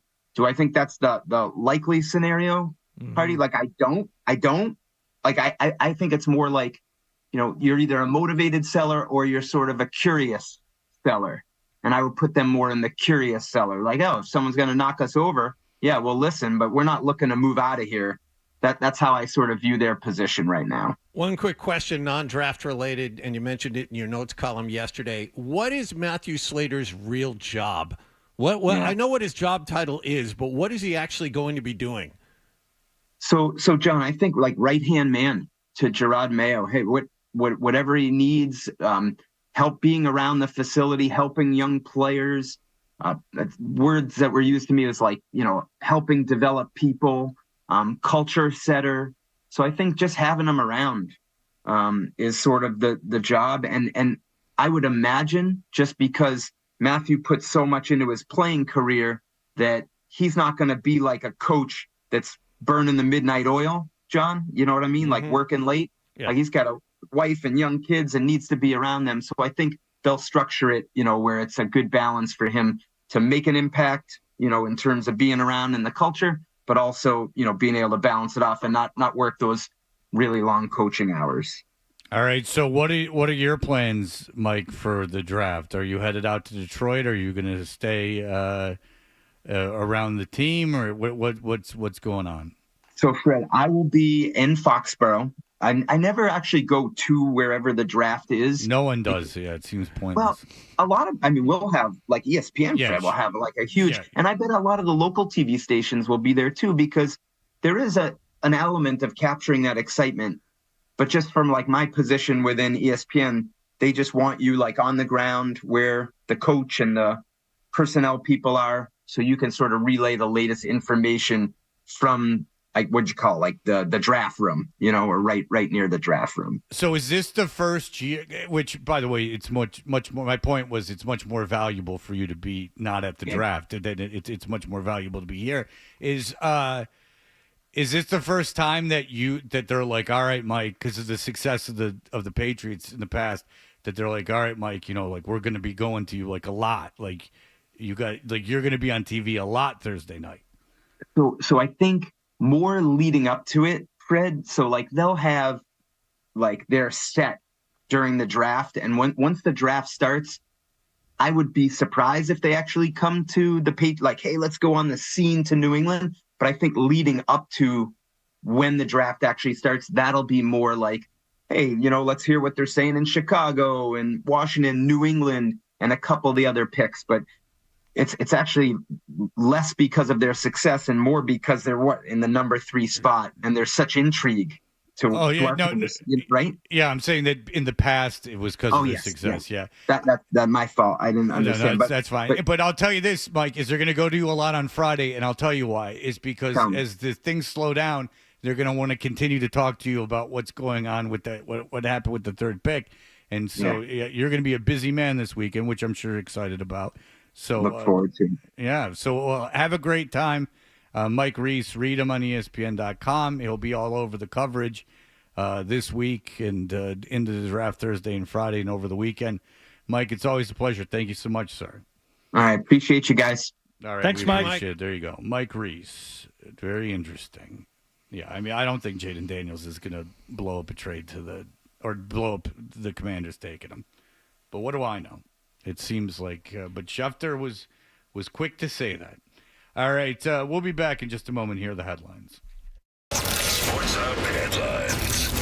Celtics beat Miami yesterday 114-94 at TD Garden in Game 1 of their first-round playoff series. Jason Tatum, triple-double, 23 points, 10 rebounds, and 10 assists. Game 2 Wednesday night at the Garden. The Bruins played the Maple Leafs in that building tonight, up 1-0 in that first-round playoff series. Judd Surratt and Bob Beers have the pregame at 6:30 and the face-off at 7 on the New England Honda Dealers 98.5 The Sports Hub Bruins Radio Network. Still no goaltender named for the Bruins, and the Red Sox swept the Pirates in Pittsburgh yesterday 6-1. Red Sox are 13-10. They're in Cleveland tomorrow night. Tristan Casas placed on the injured list with a rib strain. Sports Hub headlines are brought to you by your local New England Honda dealers. I'm John Wallock at Boston's Home for Sports, 98.5 The Sports Hub. Your next update at 8 o'clock. You want to talk sports? We want to talk sports.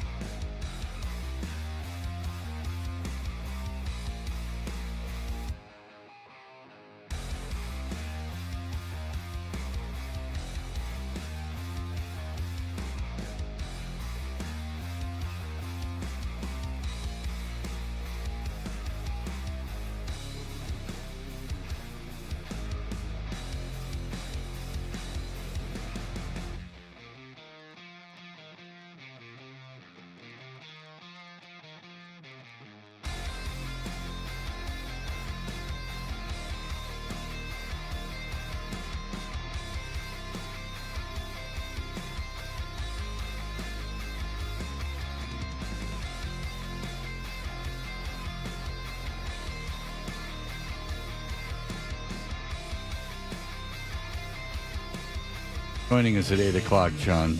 Oh, is that right? Yeah. He's got to go smoke. I have No, that's right. He does it here.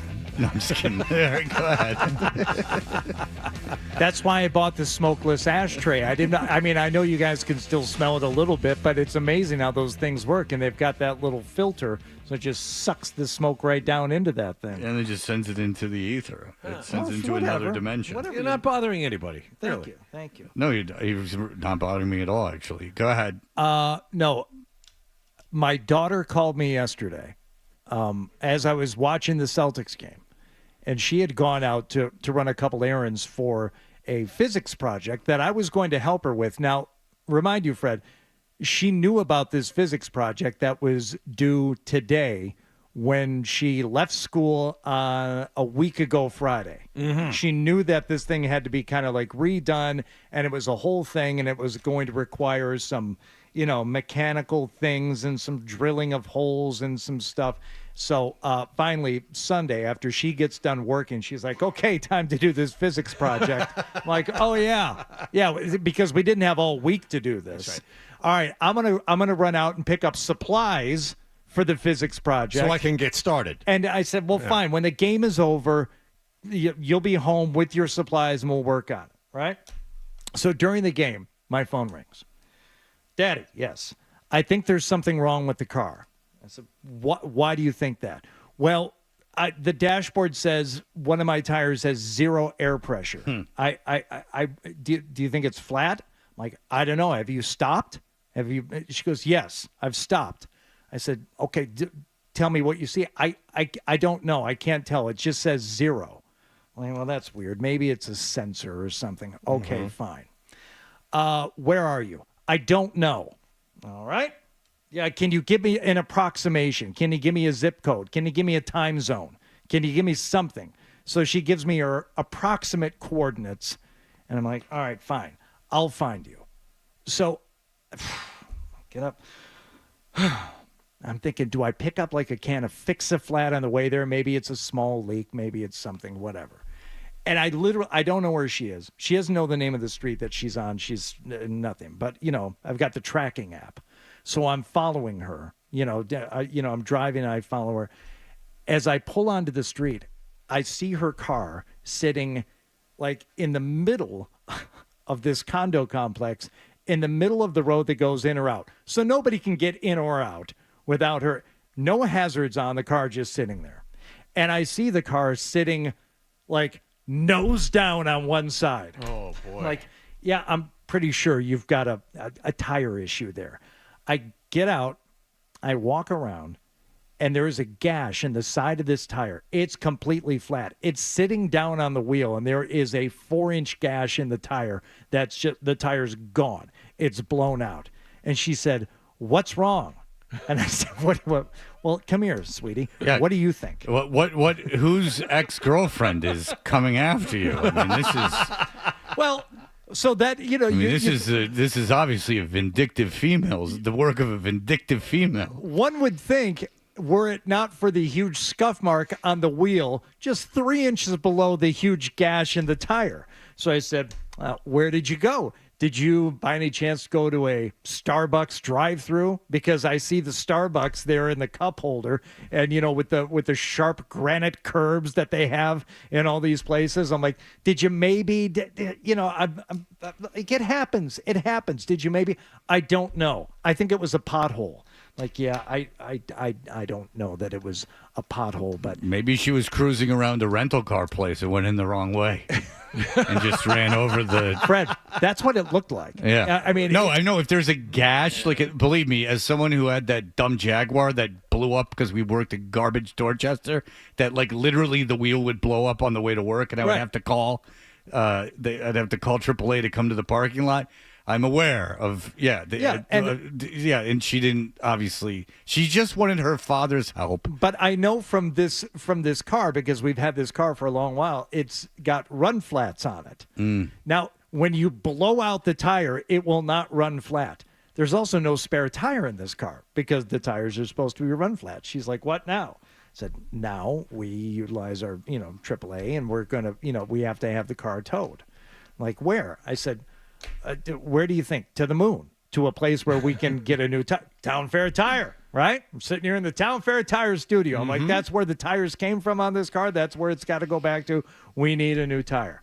So we're sitting there in my truck waiting.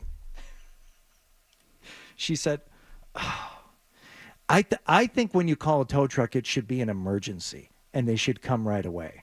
I said, well, sweetie, they don't just circle around like vultures waiting for people to blow their tires out, on a curb at a Starbucks drive-thru. It takes some time. Not only that, it's like Sunday at 3 o'clock. So this is, other people have lives too. They want to be home on the weekends. Not everybody is working every moment just to make sure you get there. But the tow truck guys showed up in I have to say, an impressive amount of time, loaded that thing up. He's like, where are you taking him? I'm like, Town Fair Tire. Okay, do they know you're coming? I'm like, no, they're closed. I got the second they open, I got to call them and say, hey, so there's a car sitting out there that you guys don't know anything about. You'll see what's going on with it. You won't need a team of experts to go out there and figure out which tire needs to be repaired. But I would like to have that rolling as soon as possible. So you'll need to excuse me for a moment at 8 o'clock while I make that phone call. Yeah, but that really is putting the Band-Aid on the situation. You're going to have to figure out what gang affiliation that your daughter is having the problem with that feels the need to slash her tires in the way that they just so brazenly did. But the other wrench this throws into it today I was supposed to have her windshield replaced because this is like 2 weeks ago. She said, I think there's something wrong with my windshield. I'm like, let me take a look. There's an 8-inch crack that is spiderwebbed out from like a rock chip, at the top. Or perhaps someone throw a bowling ball off an overpass. Maybe she's being vandalized just like time and time again. It sounds like she's run afoul of the wrong people. Yeah, but I'm like, I'm pretty sure you do have a problem here with your windshield. We're gonna get that replaced. And who's doing it? I don't know if they're a sponsor. Should I say? Do they have a jingle that goes da da da da da da da? That's the one. Then you can do it. Absolutely. Safe Light. Yep. They are a sponsor as the day is long. So look at you, utilizing 2 sponsors in the same day. Well, Town Fair is great, but I've never used Safe Light. When's the last time? Do you remember when we were kids? Like you had to get like your windshield either repaired or replaced. It seemed like pretty regularly. Right. The windshields are much better now, but the Safe Light thing, it's like that was the easiest thing I ever did, getting that thing scheduled. Yeah, they just come out and do it right there. It's beautiful. But so when Hardy's gone. Dealing with his daughter is obviously a blood crib thing happening. Yeah, we'll try to tread water. We'll do our best. Do the best you can. We're going to try and figure out what's wrong with that tire. It says 0. Did you look at it? Yeah, it's even funnier is it's riding to one side, riding on the wheel. What's even funnier is I think that there might be something wrong with the windshield. Well, is it cracked? Like that would be the sign that you could just say. Maybe she says, "I think," then it will lead to you like maybe she knows you and she knows that you like to be handy. So that she's like, I don't know, Daddy. And then you come out and you're like, well, little lady. Believe me, I was able to scratch that itch with that physics project last night. Boy, did we made a harp, Fred. It was a harp. We had to make a harp, and she had to be to the point where you could play a song on it, utilizing different lengths of monofilament line, so they would create different tones. Is it her second semester of her senior year? No, junior year. Oh, okay, so it still matters. I was going to say, if it's the second semester of senior year, you should just... No, this one matters. Go and take the harp and throw it out the window. Like, what are you going to do to me? I already got into college. All right. I got a video of the harp. Do you want to see it? Yeah, you know what? As a matter of fact, I do. Okay, good. I'll show it to you during the break. I love instruments that only 4 people play in the world. We will be back, and I could see why they would. I could see why they would want her to do that. That doesn't seem like an entire waste of time. You know what, Fred? You learn about vibrations and monofilament lengths and tension, and it's do like my mom did and just sit on the dryer. It's if you want to learn about vibrations, that's the way my mom learned. That's the way my mother learned. Freddie, don't bother me. I'm in the washer. I'm doing laundry. And I go, I think that washing machine's broken. And she said, it's just right. That's why I have to sit on it. And then she said, you know why? Fred, I'm having an orgasm. You always do one too many. I think it's just enough. No. I think that It's I one- do it's it. always one too many. No, On the I tag contrary, him. he Hardy, just stuck the lid. Hardy, You're a lot like Zolak in that way. I You always tag do- him. You always do. I tag it, baby, because one too many. see you. Me and Colin Quinn, like he wrote Crocodile Dundee 2 on the set of Crocodile Dundee 1. That's me. I'm tagging my own jokes. All right, we will return. Gene Simmons is doing stuff. We'll talk about that in just a moment. Toucher and Hardy, 98.5 The Sports Hub. All right.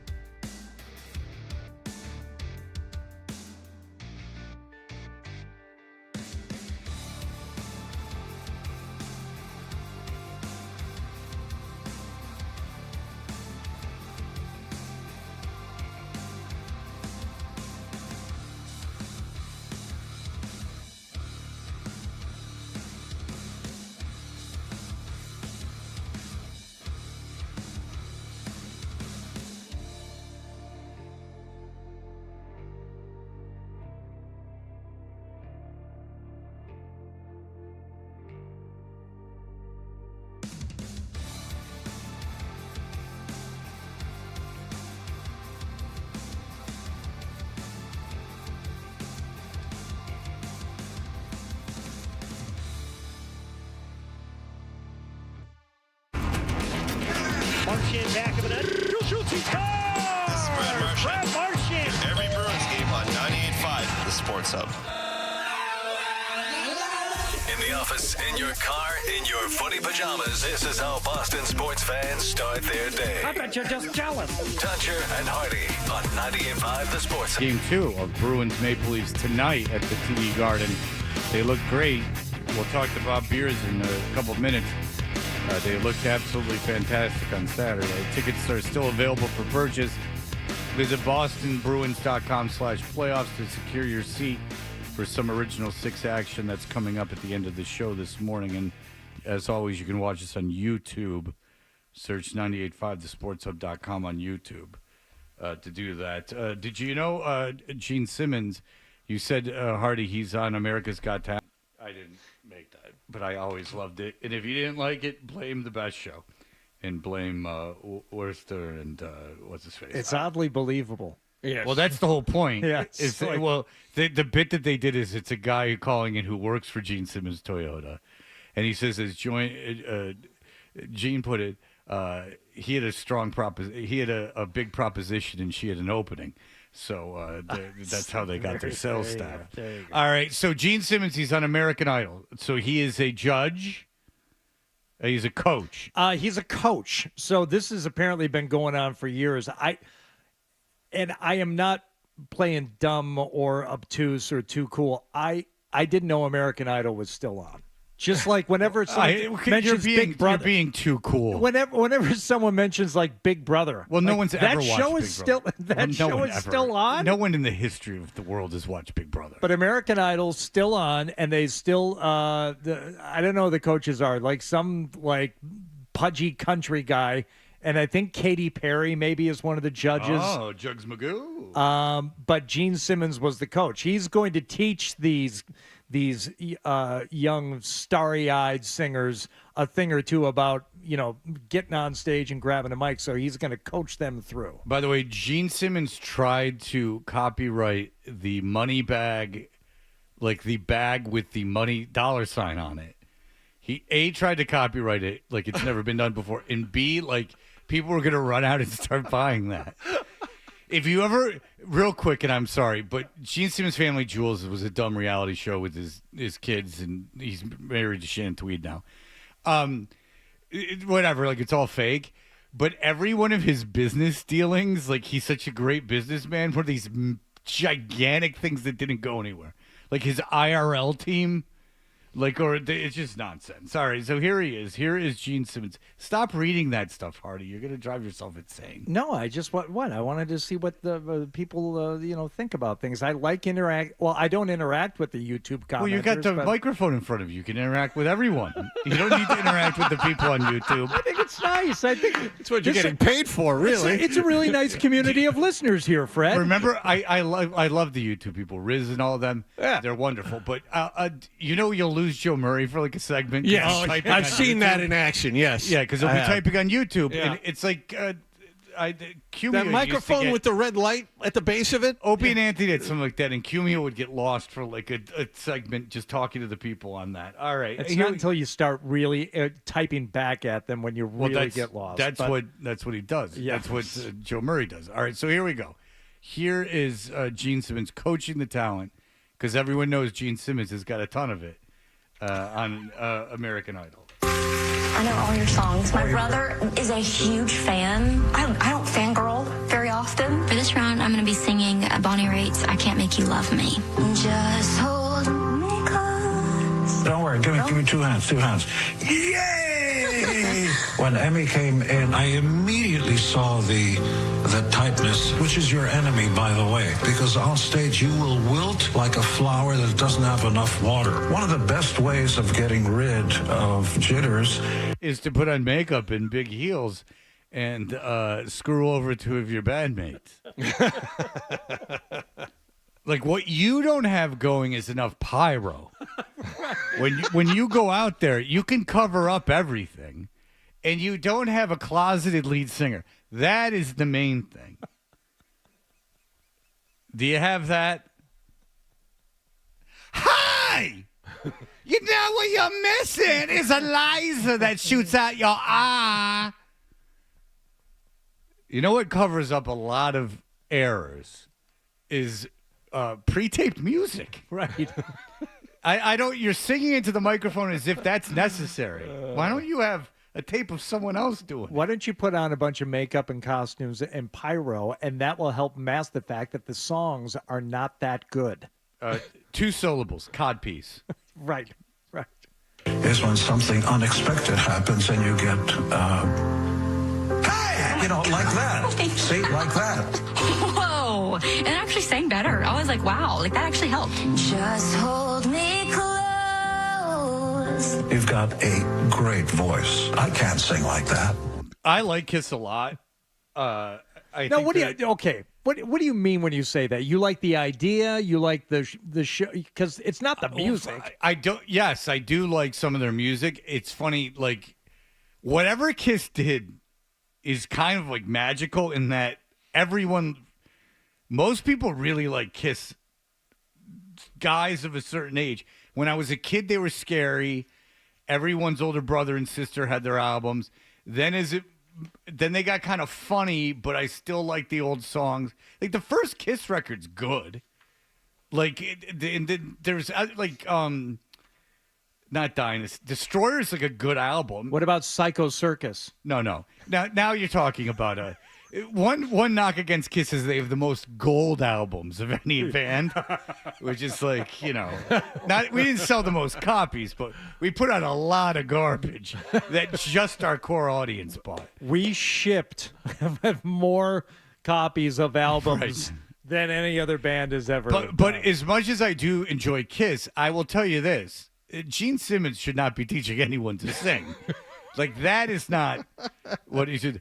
On Dr. And Christine 16, when I'm talking about hanging out in front of the high school, not making that up. When I'm talking about how I'm hanging in front of the high school and trying to pick up chicks, which is in the song, that was a single and played on the radio. That doesn't happen. Hey, Jane! The best thing you can do to get your voice ready is to hide in a hamper and let gentlemen throw their jock straps on, because Kiss owned a Arena League team, which I figured was just an excuse for Paul Stanley to have access to the locker room. To the hamper. Yeah. Pink eye Paul Stanley. Oh, yeah, that is a danger. You can get a puffy eye. My star is all puffy, Gene. Could you put makeup on it? I got it on the count of their poopy hitting my eye. See, once you put these on, because the sun never sets on planet cool. All right, so he's saying put on sunglasses. How about that? That's a bumper sticker. Again, his whole thing is put on props. I thought he was going to teach me something about singing. No. He told me to yell, and he told me to put on sunglasses. See, what you do is Facts of life. If you're super ugly, you can have sex with tons of women, including Playboy playmates. Just cover your face. Mm-hmm. Do you have a long tongue? Because you can stick that out as well. And you can be the guy who breathes the fire. Sure. Have you thought of breathing fire on stage? See, once you put these on, because the sun never sets on planet cool. The whole entire time he was cracking jokes. He's got a little bit of Robert Kraft in him. Or Robert Kraft has a little bit of Gene Simmons in him. Just back that one. Well, they're good friends. Hold on. Just think. You never saw Kraft is one of the people on the back of Alive holding the sign. 20 years ago, this is Robert Kraft. Here's what he said. See, once you put these on, because the sun never sets on planet cool. That was cool. Yeah. It's Bob Kraft. Do you like a hot 20 years dog? Ago. A grilled hot dog? Sliced? You like that. You like that, right? Do you ever get sick of it? Huh? I was wearing that shirt in Hilton Head. So anybody comment on it? No. It's too many words. Yeah. But I enjoy it. Yeah. The whole entire time he was cracking jokes.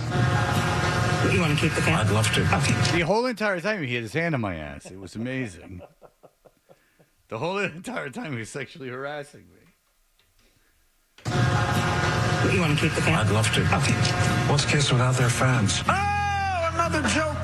They didn't give me the notes of how funny you were. Well, I like to crack jokes, but I've always been very serious about this. Are you serious about this thing? Yeah, I've been very serious about it. Kiss have never taken any shortcuts. But we're going to be holograms. That's what you and I aren't really old enough to know like how they were really perceived. Like if you're growing up right now, right, and you were like a young kid in the 90s, you may have thought that Creed was like this well-received, beloved band.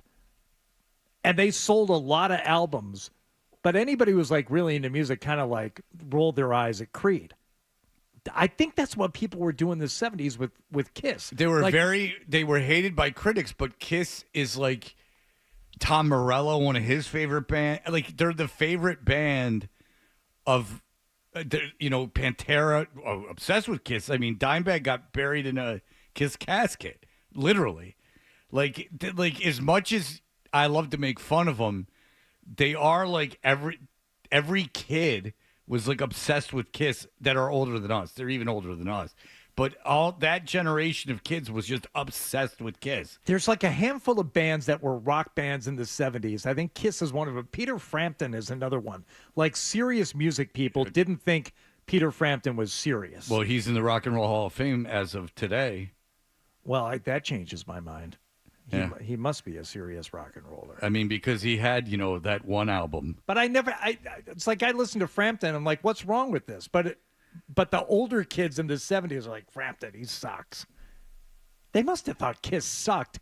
They may have liked it because it was funny and different, but it wasn't disco and it wasn't considered funny. People thought they were satanic, that's funny. They had a song, Christine 16, about him hanging out in front of a high school. I'm not making it up. And they were concerned that they were satanic rather than pedophiles. Yeah. And then, can you imagine, you can't buy this album, Charlie. Why? Well, it's got the song Room Service on it. They're obviously Satan. And No, Room Service is about banging a maid. Their songs are not hard to figure out unless it's Deuce, or Going Blind. Both of which I have no idea what they're talking about. Well, she's worth a deuce, as they will tell you in Deuce. Deuce, some people infer is about anal, but Gene has said that it's not. These are real debates that go on the internet. If you two ever want to have a good time, I used to tell this before. There's a list somewhere on the internet of Gene Simmons songs that never made albums. If you're a fan of the Double Entendre, when Kiss is turning them down because they're too much.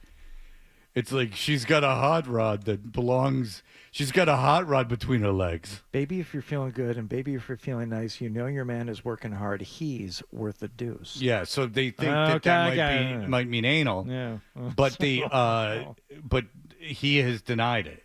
He said it's just like kind of gibberish. Which is hard to believe. Now that you're here, just real quickly, read the lyrics to Christine 16. Oh yeah, Jim Blossom's covered this too. That's Well, now that we know that, we can go on with our lives. You know something, Fred? I was killing 5 seconds while I pulled up the lyrics so you can suck an egg. She's got me dizzy. She sees me through. She sees me through to the end. She's got me in her hands, and there's no use in pretending. She drives me crazy. I want to give her what I've got, and she's hot every day and night. There is no doubt about it. I don't usually say things like this to girls your age. Christine 16. But when I saw you coming out of school that day I knew I've got to have you. She's been around, but she's young and clean. I've got to have her. Can't live without her. Christine 16. I bet you they played Christine 16 at their final concert. Oh, sure. Whenever that is. I do remember that lyric. Oh, yeah, she's been around, but she's young and clean. Yeah. If you don't count them being on watercraft, like a cruise, I think they played their last show. Can you imagine the cases of hepatitis on a Kiss cruise? Like being locked on a boat they got a helicopter those guys off of there. Kullock, you stay and sign autographs. Not Kullock's not even in the band anymore, whatever the new guitar. Tommy Thayer. All right, we'll be back. Bob Beers is going to join us. Everyone loves Bob Beers. Not much to complain about with the Bruins on a Saturday night. The goaltending is still something that's up in the air. I got to imagine. I have actually no idea where they're leaning with that. We'll ask Bob his opinion and all of that coming right up. Stay tuned for more Toucher and Hardy on the Sports Hub.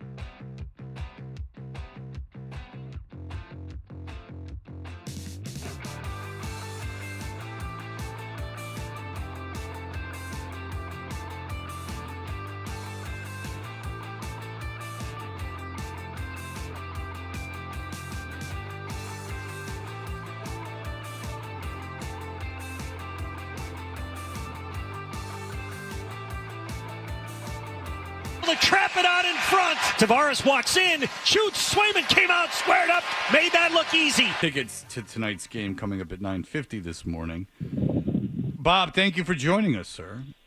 Morning, guys. How you doing? Good. I really mean it. And I don't say this to every guest, a lot of guests. I don't say it very often. But you guys do it, especially with that Grandy fella babbling that nonsense.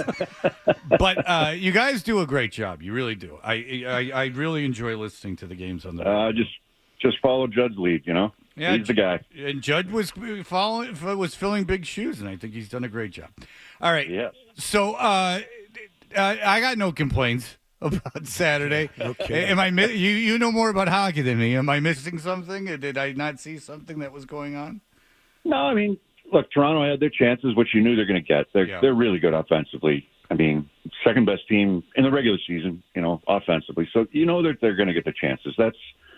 You got to deal with that. You need to save at the key times, and they got the save at the key times from Swayman. Whether it was the beginning of the game, whether it was on that 4-on-3 power play in the second period, there were some other parts of the game where he came up with just strong saves, just confident saves, and it gives the bench a ton of confidence when you see that. And and then you get the power play separated them, right? The penalty kill and the power play separated them, special teams, right? You had a 2-0 lead, and then you get 2 power plays in the second period, and you score on both of them, and you prevent Toronto from scoring on their man advantages. I mean, that ended up being the difference. I mean, there's a lot of little things if you break down 60 minutes that you want to improve a little bit here, improve a little bit there, but I think in the general sense, that's what kind of separated them in that game, and ultimately they got the win. I thought the Toronto checked really well on Pastrnak, so he made some good plays when he got into some open ice. Maybe he had the assist on the empty netter, but he made some good plays that didn't convert. Maybe on the power play,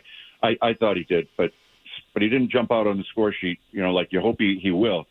But Toronto checked him pretty well. I thought it was, a strong game for the Bruins. And now it's about adjustments here moving forward. Yeah, they started flat. There's no question about it. And Swayman saved them there. And you're right. They had some chances on him in the second period where things could have turned, which Bob leads us to the obvious question. I don't know if you knew, but it didn't seem like they knew on TV who was, even when they were in the tunnel, who was going to be the starting goaltender.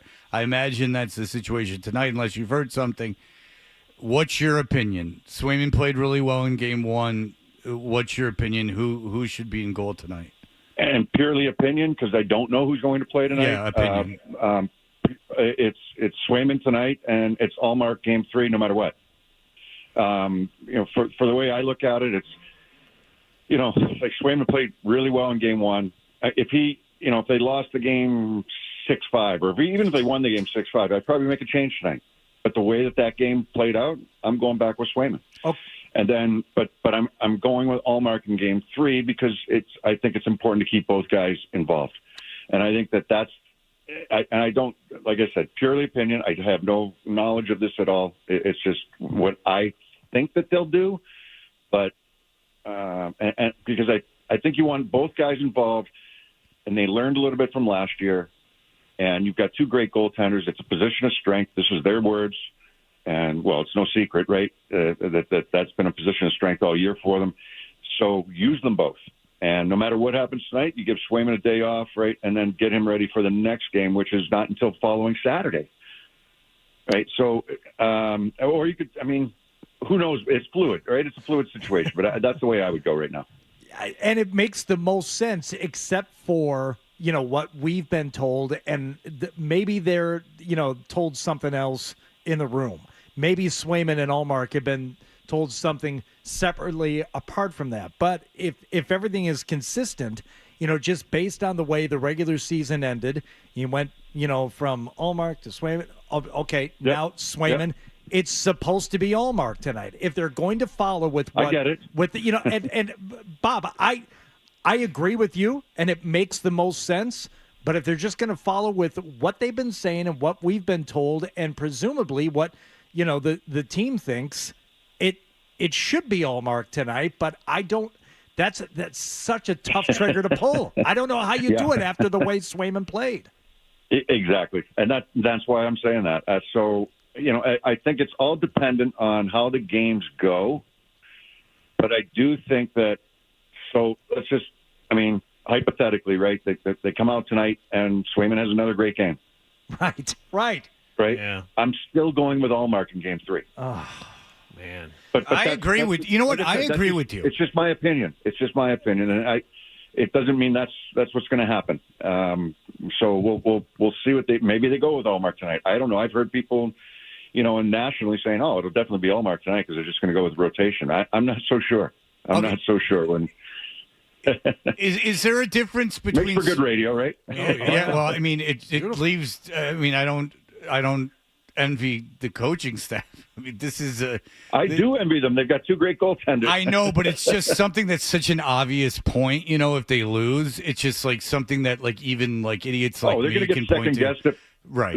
No matter who they put in today, they'll get second guessed if they lose. Yeah, absolutely they will. Right? Is there a difference between one of them home and away? Is there I don't know, is there something like you like Swayman at home and Olmark away, or is it Swayman against Toronto? I mean, he's done very well against Toronto. He's been great. He's undefeated against Toronto. Yeah, go ahead. I hate regular season numbers, but he's been really good against Toronto. There's no doubt about that. He's been excellent against them this season. So I don't know the numbers home and away. I don't look too that closely into it. It's just nothing. But there's nothing that's obvious. You would know if it was something obvious. Not for me. Not for me.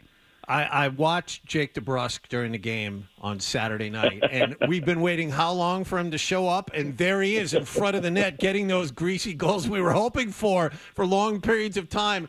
Has Saturday night finally unlocked him? I hope so. I mean, he's so polarizing, right? And for various reasons, but he's a guy that really does a lot of things that help you win. But ultimately, he needs to put up points, and he wants to be paid like a guy that puts up points. So, you need to see him, show up when the time is right. And 2 days ago was the time. I mean, so if he does it in the playoffs, and he's going to get paid, he'll get paid. Hopefully by the Bruins, but maybe by somebody else. But if he helps them win right now, that's all that we're kind of looking at. And really happy for him. I know how hard he's worked this year and how frustrating, certain times of the season has been for him. But he does, you can't miss some of the things he does to help a team win. But I get it where ultimately points and goals are what he's going to be judged by and what he needs to produce. Bob, did you look at the last couple of games of the regular season and the way the Bruins played them with kind of like a sideways glance like I did and think, maybe they really didn't want Tampa in the first round? Come on. Bob, it's just such a no. 10 shots, 10 shots on goal through the first two periods of the second to last game. They had 3 shots in the first period of the last game of the season. I couldn't help but look at it and say, I wonder. Well, maybe they would have gotten beat 6-0, but Swayman said, "I'm playing well." So did they not tell Swayman, but they told everybody else to throw the game? Yeah, Hardy.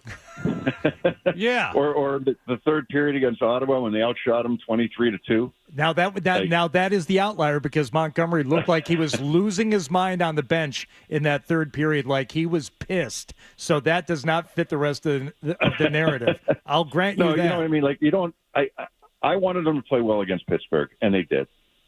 And I looked at the last 2 games as like, all right, let's just get this thing over with. That's the way I was looking at it. They sure played like it. So but I don't think it was we got to lose so we play Toronto. I don't think that ever enters anybody's mind in that locker room. Having said that, though, are you happy that was the result? I mean, I was indifferent on it. I wanted to go to Florida personally. The man's tan. Yeah. Even though he's a hockey announcer, and he's cold. I'm selfish that way, guys. Yeah. But I better golf courses. Also a golfer. We could have had the first 2 rounds in Florida. Yeah, I would have taken that. Yeah. But now we got to cross the border and go up to Toronto. But all right, that's all right. Yeah, but we'll it's deal Tampa. I mean, Tampa. They've taken Eden and peed all over it. But how about Maroon? He seemed to be exactly what they wanted, right? Did you guys like him? Yeah, he checks the guy into the bench. He's got an assist. I mean, he was making a statement out there. It seems like he loves the playoffs. Yeah, he loves the playoffs. He seems like that this is a piece that they really needed. I mean, we've seen him so much over the years playing against the Bruins, and we've hated him. So what better guy to bring in, right? I mean, he's, I think he can be even more effective once he kind of gets his legs a little bit more under him. He's only played 3 games, right? He played 2 in the regular season at the end. He didn't play the last game. This is his 3rd game in Bruins uniform. He was effective last game, not only taking a hit to make the play that led to the first goal. You mentioned the hit. He had another hit on the offensive zone. If he can be effective, so they put 2 speedy guys with him in Boquist and Beecher. they can get in and establish the forecheck because he's not a fast guy. We know that. He's a big guy. He kind of lumbers there. But if he can get in there and add to that forecheck and add to the puck possession, I mean, that line can be really effective. And, the Bruins need them to be. I mean, who had Beecher scoring the first goal in the playoffs and Carlo scoring the second goal in the playoffs for the Bruins? So, but, for Maroon, yeah, he can be really effective. He's going to be, at best, down below the tops of the circles and down below the dots and protecting pucks and making Toronto work. And Toronto is not good in that area. That's where you have to try to really attack them. Yeah, you're right. He's just a pain in the ass in the playoffs, a physical pain in the ass in the playoffs, and that is something that this team needed. And I don't even think he got into his chirping mode, I'm not sure, but if he starts getting into that and starts getting in their heads a little bit, that'll be a lot of fun. Well, yeah, then they got two a-holes, and that would be fantastic as Bruins fans. So there you go. Good. All right, Bob Beers, have fun tonight.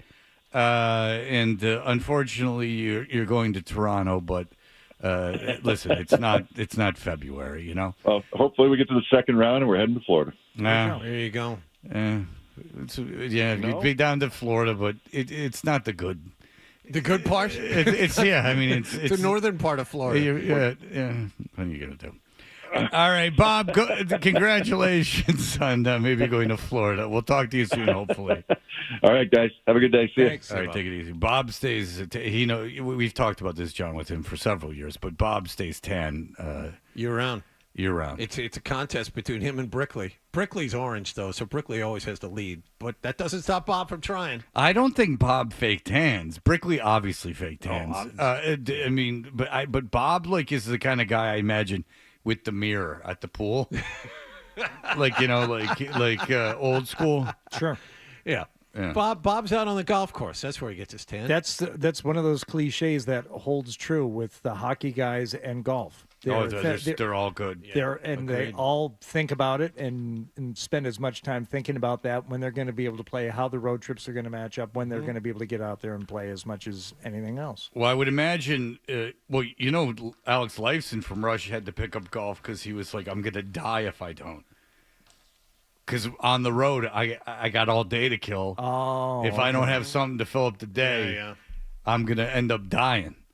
So I would imagine if you're traveling for a living, Canadian hockey, it all marries Texas up, ties in the era of Grace Under Pressure. I mean, there's a lot of similarities there. Mullets, there's a lot of similarities. And Anne Ryan, big fan, it's all happening. All right, when we come back. The show has to have a discussion about our plans on something. Yes, we do. Which I've actually gotten emails about. People interested in this, and as am I. And plus, more of we'll revisit Sean Grandy. I don't get it. I don't understand what is going through his brain. What war he's fighting. I don't understand, but we will explain coming up. Sports Hub headlines. Celtics beat Miami 114-94 at TD Garden yesterday in Game 1 of that first-round playoff series. Jason Tatum a triple-double, 23 points, 10 rebounds, 10 assists. Game 2 is Wednesday night. Bruins had last night off. They lead Toronto 1-0. They'll host the Maple Leafs in Game 2 this evening. Jed Surratt and Bob Beers have the pregame at 6:30 and the face-off at 7 here on 98.5 The Sports Hub. No word on who the starting goaltender is for the Bruins as of yet. And the Red Sox won in Pittsburgh 6-1 to complete a 3-game sweep of the Pirates. Sox have tonight off. They will open up a 3-game series in Cleveland tomorrow evening. Sports Hub headlines are brought to you by Cross Insurance, known for building winning partnerships with teams of all sizes. The official insurance broker of the Red Sox, Bruins, and the Patriots. Visit crossagency.com. Cross Insurance, your team, your choice. I'm John Wallock of Boston's Home for Sports, 98.5 The Sports Hub. Your next update at 9 o'clock. To go to 3 minutes, Jalen jumps the pass. Every game. Up top, Pastrnak, here it comes. Is one step closer to the goal. The steal flies over Grayson. This is the home of the Bruins and the Celtics and their road to the playoffs. Boston's Home for Sports, 98.5 The Sports Hub.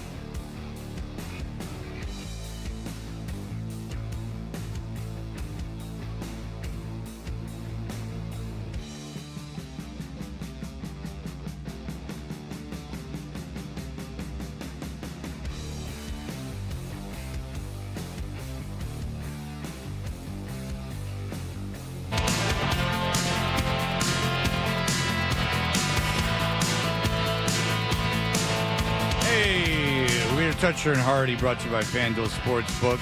Make every moment more with FanDuel. Yesterday, the Celtics, I was with the guy who had bet heavily on the Celtics. He had Derek White. He had the first half, and then he had 13.5, and he was sweating it for a little bit. I don't know why he was sweating.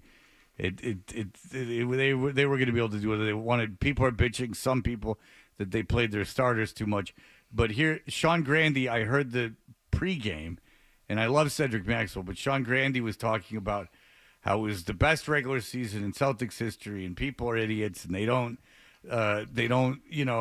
appreciate anything, and that the whole narrative is that they should win the championship, and which it should be when you are, I guess, the best regular season team in the history of the Celtics, which I don't know if that's a fact. They seem to be good for a time there when they were winning championships every year. I think Sean was referring to the offensive rating, not the record. Great. Yes. Well, good for him.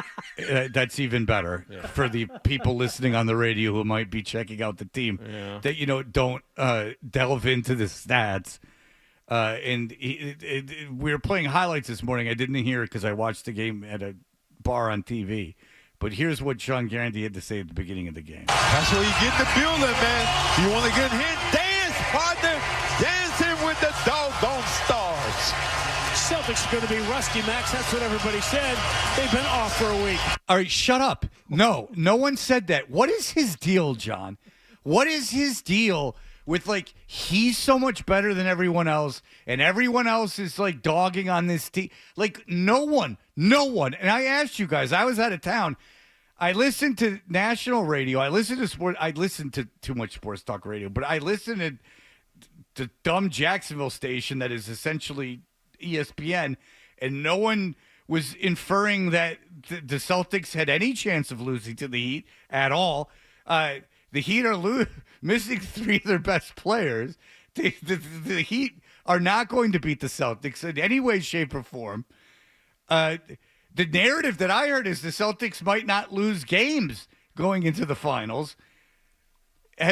What is his deal? Why is that necessary for him to do that? He was talking about the narrative, which I honestly didn't hear either, that the Celtics, because the starters hadn't played in 10 days, they took the last two games off, they would be a slow start. And there wasn't. They scored the first 14 points. But he does it in a way that, and I'm not alone in this, there's no way you don't hear it this way either, that, I'm so great, everyone's an idiot.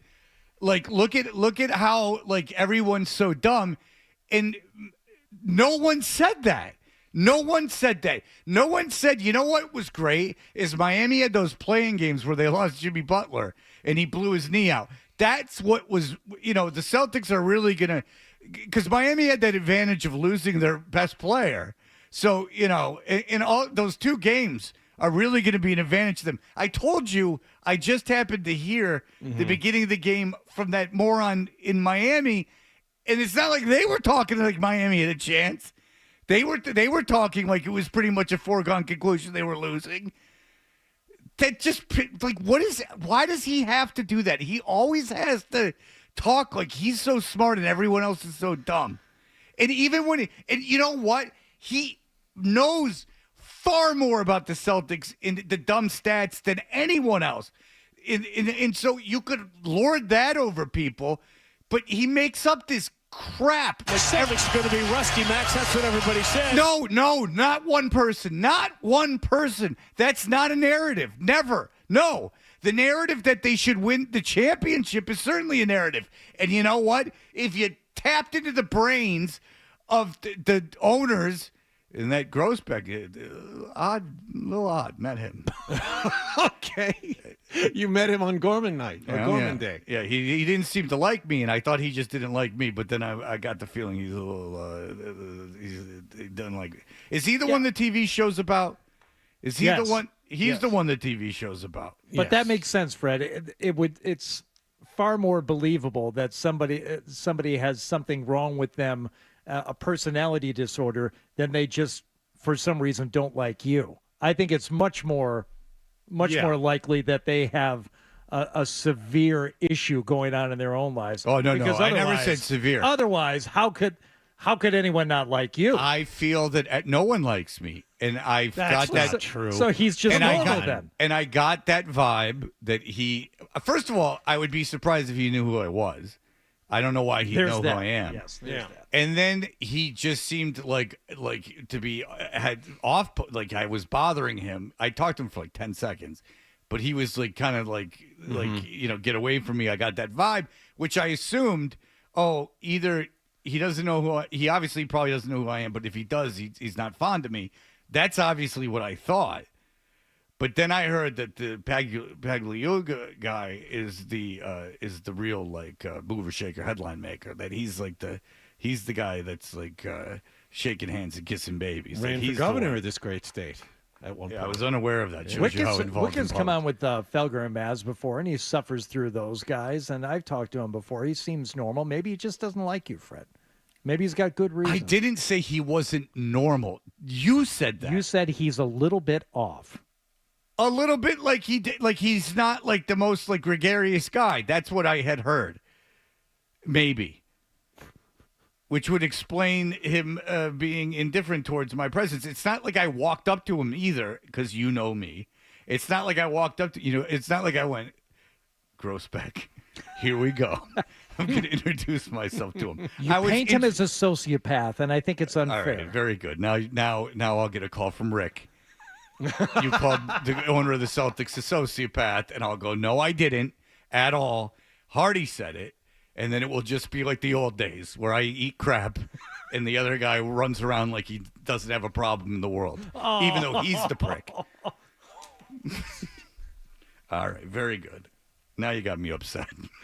And you don't know who Grandy talks to. Maybe he's out walking the streets, and he has strangers walking up to him and say, hey, Celtics are going to be rusty. And that's, so that's his reality. Uh-huh. That's what people are saying. They're not saying, wow, this team is going to win it all. Maybe Denver gives them a series, but every conversation I heard was they're going to plow through the East. No one, write their ticket to the NBA Finals. But not a single person on the planet thinks that they're going to lose a game in this series. You not haven't been one with person. Brandy day in and day out. Maybe that's what people are coming up to him and saying. At That's how he cocktail should do parties. his job. Then is that he should go by the opinion of the lunatic down the street. They've been off for a week. We're running late. Besides that, though, would you take line one if you were me? Someone wants me to defend me about the Wick thing. But should I just not take it? Probably not. Yeah. I would say no. But I'm fascinated by I what know, it but is. it's probably wise for you to stay away from this, Fred. Nick, should I take the line one call? I don't think so. All right, so I won't take it. No.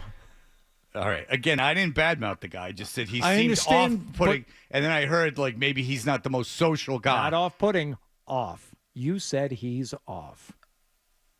I heard he's not the most social guy in the world.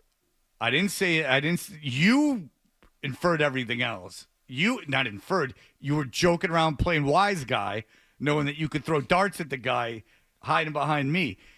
Obviously, you've never had lunch with him. You said Wick Grossbeck doesn't like me. He must be crazy. That's right.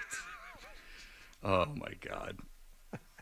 Fred, I don't know. I heard that on the air at 8:50 that you were saying some things about Wick Grossbeck, and I got a call from the PR people that you said he's a psychopath. No, I didn't say that, Rick. Well, I don't know, Fred. You got to be more careful with what you say. If you're going to be rubbing elbows in those circles, I would be more respectable on the air about it. No, it was Hardy said it. He was joking around. It doesn't matter who said it. Someone bothered me. I got an email. All right. It's that first time that voice made it on the air. It's just Fred doing that's just for me. It's Fred doing Baba Booey. I don't care. It sounds the same to me. All right. We'll be right back. More Toucher and Hardy.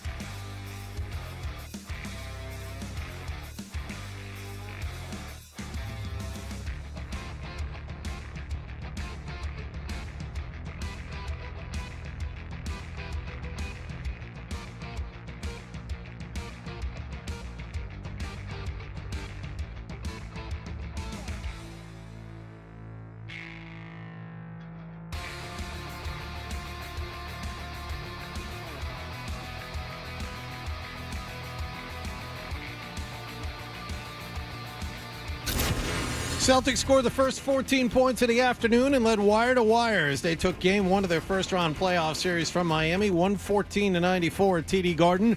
Joe Mazzulla watched as Jason Tatum notched his first career playoff triple-double with 23 points, 10 rebounds, and 10 assists. His mindset and approach throughout the game was great. I thought he played with great patience. I thought he picked and chose his spots very well. I thought he took what the defense gave him and found the balance of creating for himself and for others. The Green led by as many as 34 early in the fourth quarter. Game two isn't until Wednesday night at the Garden. The NBA also announced its three finalists for the postseason awards yesterday. Nikola Jokic, Luka Doncic, and Shai Gilgeous-Alexander are the three men that are up for this year's MVP. Miami's Bam Adebayo is a finalist for Defensive Player of the Year along with Rudy Gobert and super rookie Victor Wembanyama. The Bruins play Toronto at TD Garden tonight. This is game two of this best-of-7 first-round playoff series. The Bruins, after a 5-1 win on Saturday, lead 1-0 Judd Surratt and Bob Beers have the pregame at 6:30 and the face-off at 7 here on 98.5 The Sports Hub. Still no word on who will start for the Bruins in net. The Red Sox swept the Pirates in Pittsburgh 6-1. Wilyer Abreu, a pair of RBIs to lead the offense. Next game isn't until tomorrow night in Cleveland. Sox yesterday placed Tristan Casas on the injured list with a rib strain, and ESPN reported yesterday that retired special teams ace Matthew Slater has gotten a full-time job with the Patriots. He is now the right-hand man for new head coach Gerard Mayo. Sports Hub headlines are brought to you by WellPoint, formerly Unicare. They've teamed with Charlie Coyle, Mass State and local police, the professional firefighters of Mass, and Bruins Radio for face-offs for first responders. If you or a loved one are thinking about suicide, get free and confidential help 24/7 on the Lifeline Network. Just text or call 988-NOW. I'm John Wallock on Boston's Home for Sports, 98.5 The Sports Hub. Your next update at 9:30. This is Kristaps Porzingis. Left-hand dribble, lobs it. Porzingis catches with one hand and throws it down. You're listening to the home of Boston Celtics basketball. 98.5 The Sports Hub. Twitch feed of this is going to be used all around the internet. Get up. The cat is finally out of the bag. Get up. We're back. Hunter and Hardy. Get up. 98.5 The Sports Hub. All right, so our show is brought to you by FanDuel Sportsbook. Make every moment more with FanDuel. Be listening at 9:50 this morning for your chance to score a pair of tickets to Game 2 of the Bruins-Leafs tonight at the TD Garden. Select tickets are still available to purchase. Visit bostonbruins.com/playoffs to secure your seat for some original six action that's coming up at 9:50, and you can always watch us on YouTube. Search 98.5 The Sports Hub. So the New England Revolution were kind enough. They've been very nice. They reached out of nowhere, and they're like, "Do you want to go to the Revolution game on Saturday? It's gonna be like the biggest Revolution game of all time. Like they're gonna set an attendance record because it's the Inter Miami team that Messi plays for." Yep. And I thought it was actually, sincerely, I thought it was very nice. I mean, I don't care about the Revolution, but I thought, this is very nice. And, well, I'm saying that part, Hardy, so it lends gravitas to how much I appreciate the gesture. Right, and so I can show that I'm willing to. It's just to offensive to those of us who care deeply about the Revolution and did pre-half and post-game shows for years with a cast of luminaries. Have Midwest guilt that if you turn down any job that you're somehow shorting yourself. I understand. Wow, you just bullseyed my whole life. Yeah. Holy cow! I don't think anyone has ever encapsulated me in 10 words or less. It's all because of Midwest guilt. As perfectly as Fred just did. He's like got like 20 miles outside of Detroit, Midwest guilt. Like, factory people in the family. It's true. He has had like 7 jobs up until 3 months ago. He's still tracking afternoons at the rock station for no reason. I know. So, I mean, I love Adams, and Adam really wants him doing it, so I'm glad he's doing it just for Adam's sake. But, I mean, he keeps jobs for no reason. But you did do the Revolution. Well, here's the thing. What I'm getting to is this, is that we've all 6 of us, so we talked to the people, and they agreed and very kindly to allow the 6 of us that work on this show, who are all invited in an unprecedented event. We organized something that everyone was invited to. And here we are. We're going to the game. Right. So here is the deal. They wanted to know last week, but I was gone and couldn't talk to you guys. I didn't feel like group texting everyone. They want to know how many parking passes are needed. Now, here's the deal. I would prefer to ride at least with some of you down there. I will pay for the ride because I don't want to deal with parking and traffic. They have parking passes, and I don't know my way around there very well. I just assume pay. That's how I want to use my money, is to pay. Now, I don't know if you guys want a meal. Now, not some fine dining situation, but if you guys wanted to have a meal. But I know Lockhart lives lives close to Foxborough, and I know Hardy lives closer to Foxborough than the city. So it would really only benefit Dan, John, and I to get the ride. Not even for me. I'm 20 minutes north, so I'm pretty close to Foxborough too. You're not further than I am? No.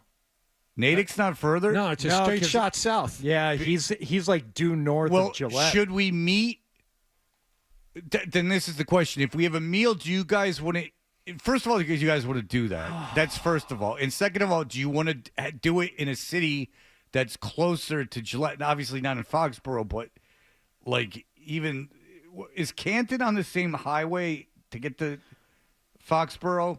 I have a suggestion, yes. I have a suggestion for where we could meet, and we could do this in a variety of ways. I would say we could meet at my house. I don't know who's closer, me or Lockhart, but if you wanted to meet somewhere, we could meet at my house, and we could consolidate and do like 2 cars from there. There's No, let me get a car service. If we're going to meet somewhere, Hardy, it makes sense for all of us to get in one I'll car. pay for it, but let me get the car service. Can we get a Hummer limo? Can we get something really nice? Really That's cheesy. cool? We're gonna get a white stretch job with neon and a hot tub in back. You know how I do things. You know, Rucker and I used to have a personal limo driver, Limo Steve. I'll call Limo Steve. And for the first year I was in Boston, like every night I went out, which was a lot.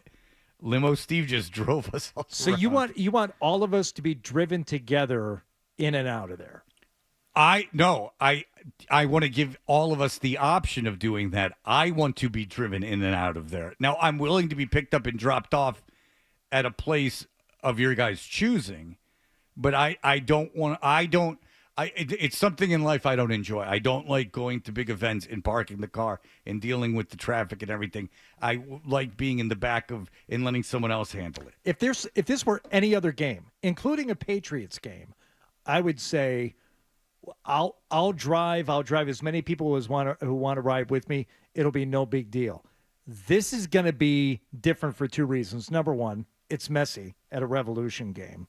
So with him playing and presumably playing, it's going to be nuts. He's playing apparently. Yeah. Apparently he's playing. But this is and I got to believe that Foxborough, Walpole, Stadiums, they all know what's happening. It's going to be a big event. But it seems to me that while they have everything buttoned up and ready to go for Patriots games, if it's a concert or just a big Revolution game, sometimes the ball gets dropped a little bit in the planning and the traffic and the patterns, so it could be a bit messier, no pun intended. And you have to remember, you work essentially for the Patriots. So your situation is much different than the rest of our situations with Patriots games. For us, it sucks.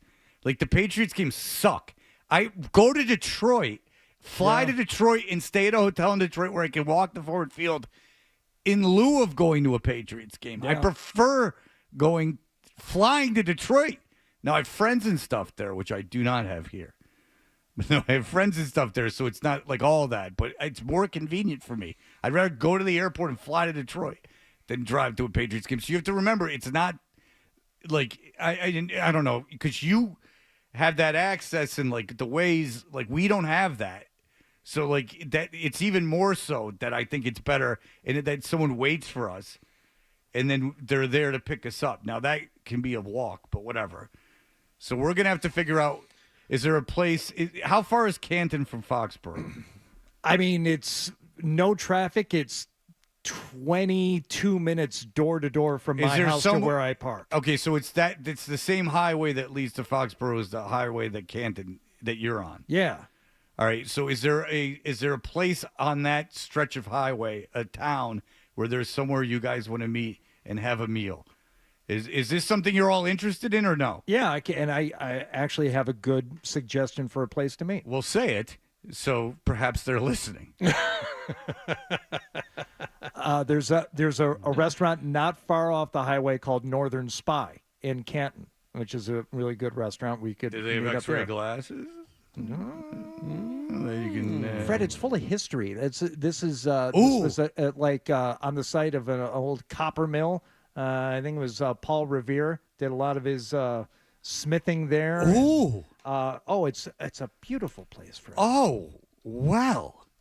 Does it tell the tale of Revolutionary War? There is a museum that is adjacent to the restaurant. We Okay. could pop in there. All right. Well, then it's a done deal because then we have two cultural experiences. It's a good restaurant. It's good food, and I know you're a little on the foo side. You like a nice meal. I just told you, like a nice meal of food. I don't want to walk out of there paying $2,000 for dinner. So Are you buying dinner? I will buy dinner. Whoa.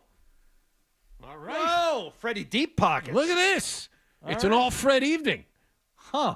No, it's an all Revolution. I didn't buy the tickets to the game, but selfishly I would prefer to take a car service, and so if I'm getting it, I might as well get it for everybody. But yeah, I'll pay for dinner. So we'd meet for dinner, park in Hardy's neighborhood, and get the car service down. Is that what you're saying? Well, we'd meet at the restaurant. meet and at get the car restaurant. service from the restaurant to the Okay. game. The car service would wait for us, take us back to the restaurant, and then we'd go from there. It's a pretty good plan.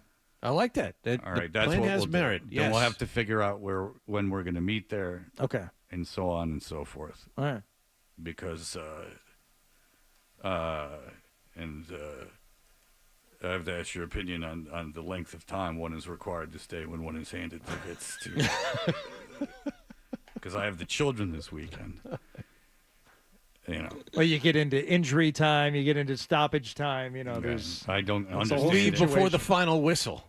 Yeah, is that allowed, or will that be considered rude? I can't imagine it's considered rude. I'm not the biggest soccer fan in the world, so I have no problem with this. I think you have to talk to this gentleman. I don't think any of you are going to particularly care if we leave early.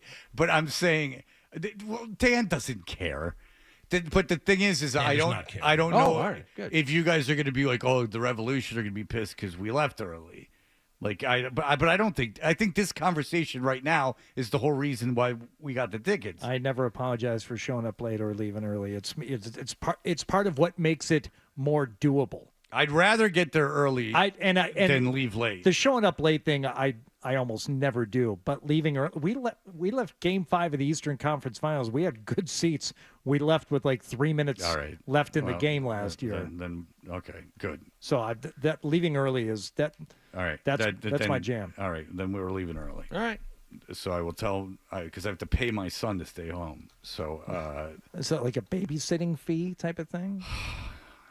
It's just life. If as far as I'm concerned, neither of them would have to be home, but I have them, and it's all very new. So I have to. Yeah. And my son's like, you don't have to pay me, and I'm like, believe me, just let me, because if I don't, then I'm not sure you're staying. So let's put some stakes on the line. And that's what I'm paying him in raw meat, Omaha steaks. I got him a subscription to Omaha Steaks. I used Maz as code word. There it is. Yep. It's what every 15-year-old boy dreams of. All right, so very good. Well, I'm excited. It should be fun. We'll be doing that Saturday night. And Messi is supposed to play. I talked to some people about it yesterday. Not with the Revolution, but they said Messi will be playing. And then we can, and even my son, who could care less about soccer, was like, wow, that's a pretty impressive thing. Everyone wants to see it. I do think you're getting a little overwhelmed, though, at the notion of just driving in and out of Gillette. It's not that big of a deal. John, it sucks. It really sucks. I mean, I can tell you coming south from Natick, say it's like a 10-mile drive. They shut down one of the roads. Leaving it sucks. Leaving. I left the game. Zach Wilson got hurt with my son. I used to go in the to at halftime because he was so bored because the games are so boring. At halftime, and it took us, an hour and 15 minutes to get home, and there was no one on the roads. They just closed the roads. You can't even get the same way you came in. Yeah, talk to me like I haven't been to every home game for the last 6 years. But you have press it's a press situation where you're Do you know where the employees park? No, I don't. Further away than you do. What time do probably. you get to the game? Well, I get there 2.5 hours beforehand. And what time do you leave the game? 2 hours afterwards. Yeah, so shut up. Simple. Yeah. It's a piece of cake. The balls on this guy to insult me about everything. He's insulting me like he knows. He gets there 2.5 hours and leaves 2.5 hours after the game. Of course it's easy for you. No, but Fred, for the home games, especially early in the season, the traffic is legit because everybody's getting there to tailgate. Yes, hours before. And they're tailgating because of the crappy situation there. They're tailgating at those storage facilities, a mile from the stadium. There's tailgating. It's not good. But there you go. Thank you for the tickets. Thank you for the tickets. We'll be leaving early. So I just need the one parking pass for the guy. Yes. They don't care if we leave early. They'd care if we didn't go. Yeah. But I don't think they'll care if we. The match starts what? 7:30. 7:30. Yeah. So we'll meet for dinner. Maybe we'll meet for dinner at 6:30, or at 5:30, 5:45. Yeah. That's good. I looked at the menu. It's a winner. So I'll get the restaurant. Looks pass. really nice. Looks good. So I'll get the press pass, or not the press pass. I'll get the parking thing. I'll from make the guy. I'll make a reservation. Perfect. Just don't drop my name, because then it's going to be a whole scene. You've never been out with me when they know I'm there. Mm. I mean, you'll be so tempted to cheat on your wife with just the amount of floozies around the table. No, we have an arrangement. It's fine. Oh. Okay. Where will she be that evening? Plato's Retreat in Canton? I heard they're opening up one in Canton. All right, we will be back with that whole email situation. You're listening to Toucher and Hardy on the Sports Hub. All right, to the road the.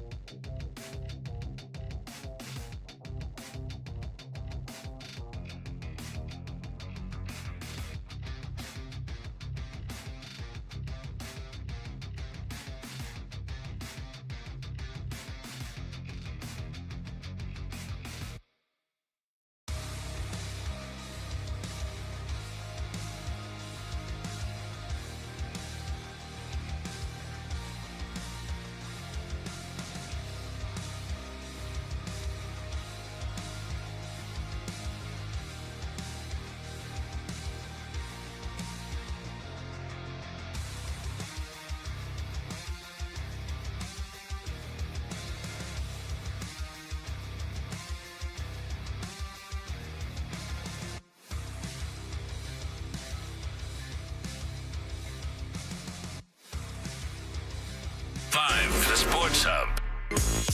You know, I got an idea for a bit. The email bit. We should do the email bit. It's a great idea. Let's do the email bit.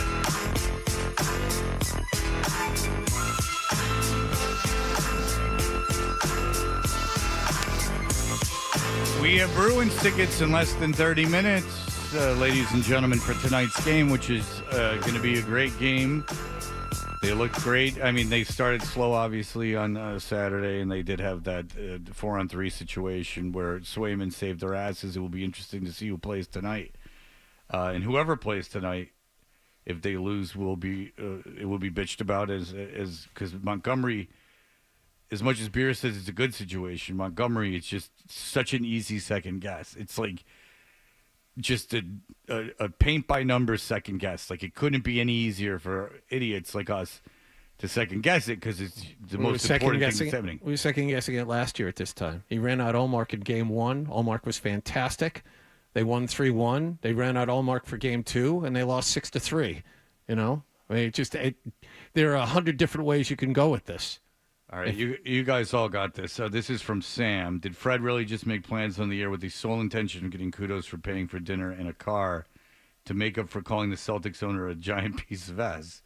Hashtag controversy. Well, first of all, that was Hardy that was saying all that about the owner of the Celtics. I had said nothing. Untrue. I just said that he didn't seem to like me.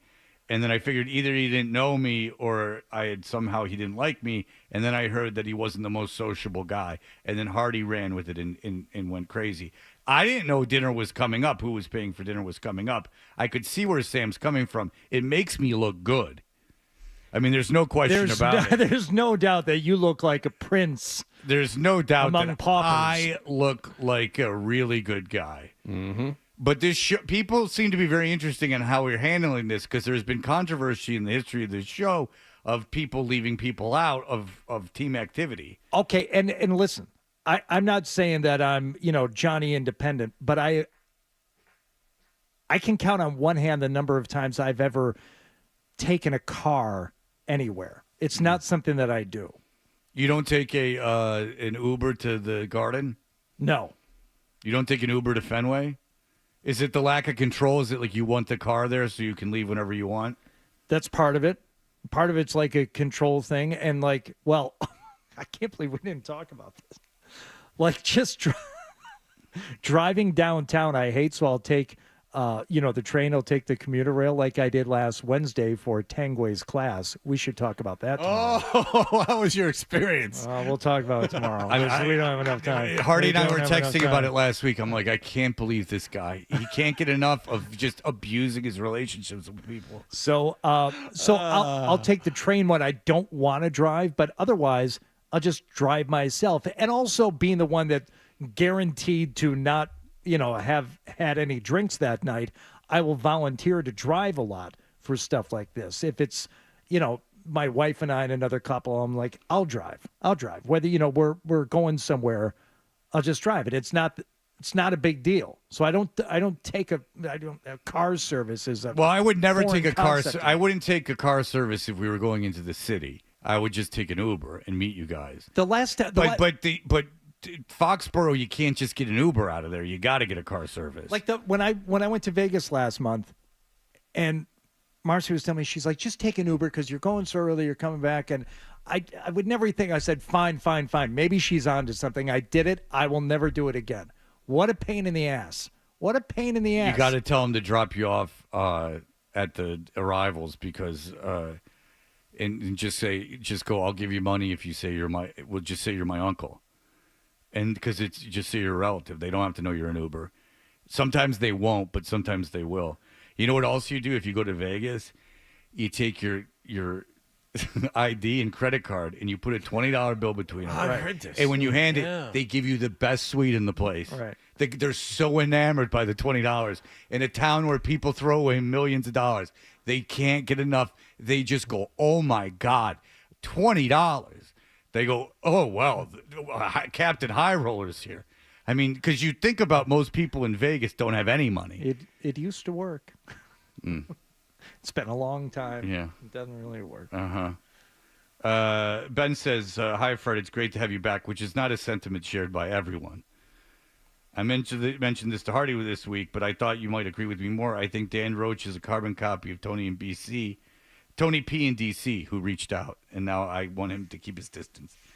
Dan excludes bright masculinity, and his obsession with vlogging from Cooperstown and Disney World is strikingly similar to Tone's vlogs. Does Dan vlog? Yeah, he'll put up, like video posts when, he's going places and doing things. He's done that in the past. But not with the regularity that Tony P in DC does. No, nothing approaching that. Side note, did you hear the new John Wallock song? Probably the best musical number submitted to the show since Mike Behind the Mike Callahan dropped his 2018 hits. I've not. I got an email from a private email just addressed to me asking the same question. Hardy, what is the theme song? Yeah, there's another email here. Wanting to know about the John Wallock song. This was submitted last week. We debuted it, and hold on to your hats, boys.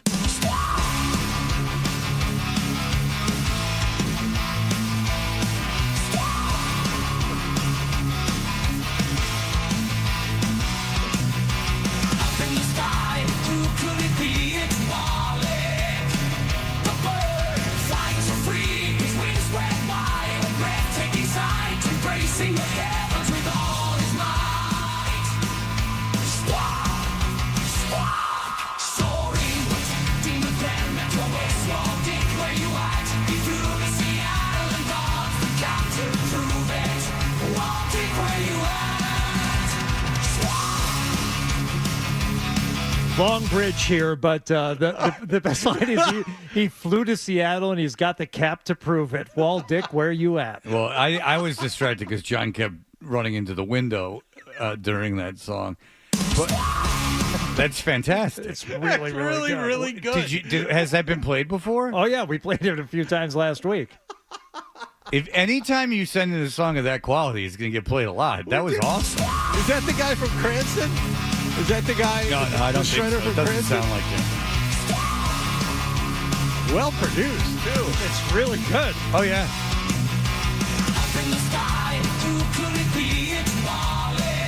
And it shows the majesty. It's got a Flight of Icarus vibe to it. Yeah, didn't Icarus crash and die because he got too close to the sun?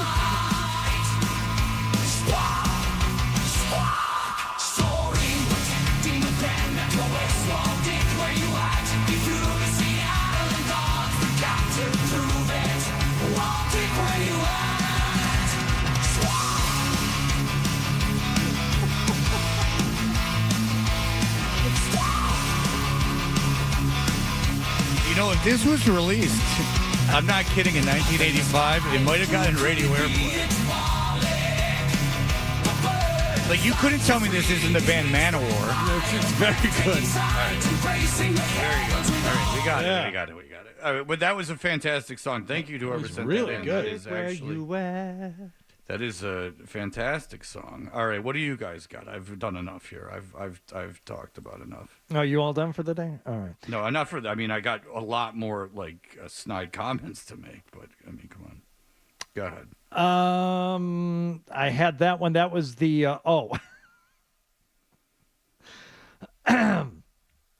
Guys, last night I woke up in the middle of the night. I took the advice of a sleep expert I heard on a podcast, did not look at the clock. However, I do hear birds singing when I typically wake up, so I removed my earplug to take a listen. No birds. I figured it was still nighttime, so I rolled over and managed to fall asleep. A little later, I found myself awake again. This time I listened again for the birds, and I heard them. Must be wake-up time. I thought to myself, I looked at the clock. It was 2:30. What are the birds singing at 2:30? Damn birds! Dang birds! All screwed up. Are all screwed up, Dad. Dad, the window's broken. If you don't know, my son came down to me and informed me that I needed to get rid of my house because I was not only were all the windows broken in his room, I had somehow ended up in a bird sanctuary. And he was like, these dang birds! Dad, I can't sleep. The birds are chirping in my ear. He showed me. So I saw him yesterday, and he goes, because I hadn't seen him all week because I was with my daughter, and in Hilton Head, and he's like, Dad, you got to see these videos. They're hysterical. And I'm like, all right. And it's him and his friends in the living room with boxing gloves on, and he just rips this kid in the head, and the kid goes down, and he's like, ah, ha, ha, ha. And I'm like, what's going on? Like, what are you guys doing? Yeah, so we put on boxing gloves, just hit each other in the head. Like, okay. Yep, it was awesome. Look at all the views. Dad, look at that. No, he didn't even put it on the internet. Oh, he didn't? No. Oh, he just wanted to film it and show you? I don't think he filmed it just to show me, but they were just playing, to look at himself. They played like the Rocky theme, and then it would just be one kid hitting the other kid in the head.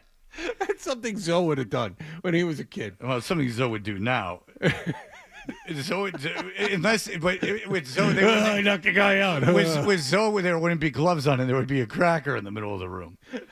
If you know Zoe's stories. Or perhaps a hat with a bunch of dollar bills in it to go to the victor. And who's the victor? The man with the least shame. Well, they're all winners on that day. No. A lot of them are probably still resenting a lot of hatred towards a lot of confusion. But yeah, a lot of those locker room hijinks and hazing. It's just an excuse for dudes to get naked in front of other dudes. But we're going to do it under the guise of, oh no, you're a rookie, and we're going to teach you a thing or two. Take your pants off. But the thing is, that I don't even think it. Because, like, if you went to me, like, Fred, do whatever we're talking about in a room full of women, I'd be like, no way. Like, I'd be like, no. like that, there's no way I'd be able to do it. It's not even, I know what you're saying, and I think there's a hint of truth to it, but it goes far past your proclivities. It goes into, like if they were like, oh, there's all these women in a room, Fred, like, here, we want you to get naked and do this and that. I'd be like, there's absolutely no way I'm doing that. It's humiliating. Jesus. Like, if you made all of them leave but, like, 2 or 3, and they were, like, in on it, and you all left, then that's a fantasy. See, the fantasy's over with this public spectacle of the whole thing. That's why pornography is not easy to do as a male guy. There's a boom mic, like, in your face, and there are 6 people eating ham sandwiches watching you. Not easy. No, it's I don't. It like now I know too much about. I could do it. I could. Well, good for you, because I couldn't. Certainly, I would lose. I would certainly lose. Wallock would be the only one that they would want to do it. Well, I mean, just to unleash the majesty. I'm way of that more thing. modest than you. But apparently. but that's just a freak But show. people, I mean, they would offer you so much money, Wallock. Let's see that thing. Yeah, because you can't see it under the feathers. How did they even do it? All right, John, you look like you're ready to say something. No, I got a tweet from Steve here. I'm in my feather metal stage. How do I get the whole track of that song? Yeah. Who sent it? You should give credit to the guy who sent it to you, if you can find it. I'll find it. It's from last week. I'll have that on the other side, and I'll have some info on a couple of concerts that took place over the weekend, Fred. And we have the Bruins tickets to give away as well. We'll be doing that, which is our very good tickets. We'll be back in just a moment. Here are the headlines. Sports Hub headlines.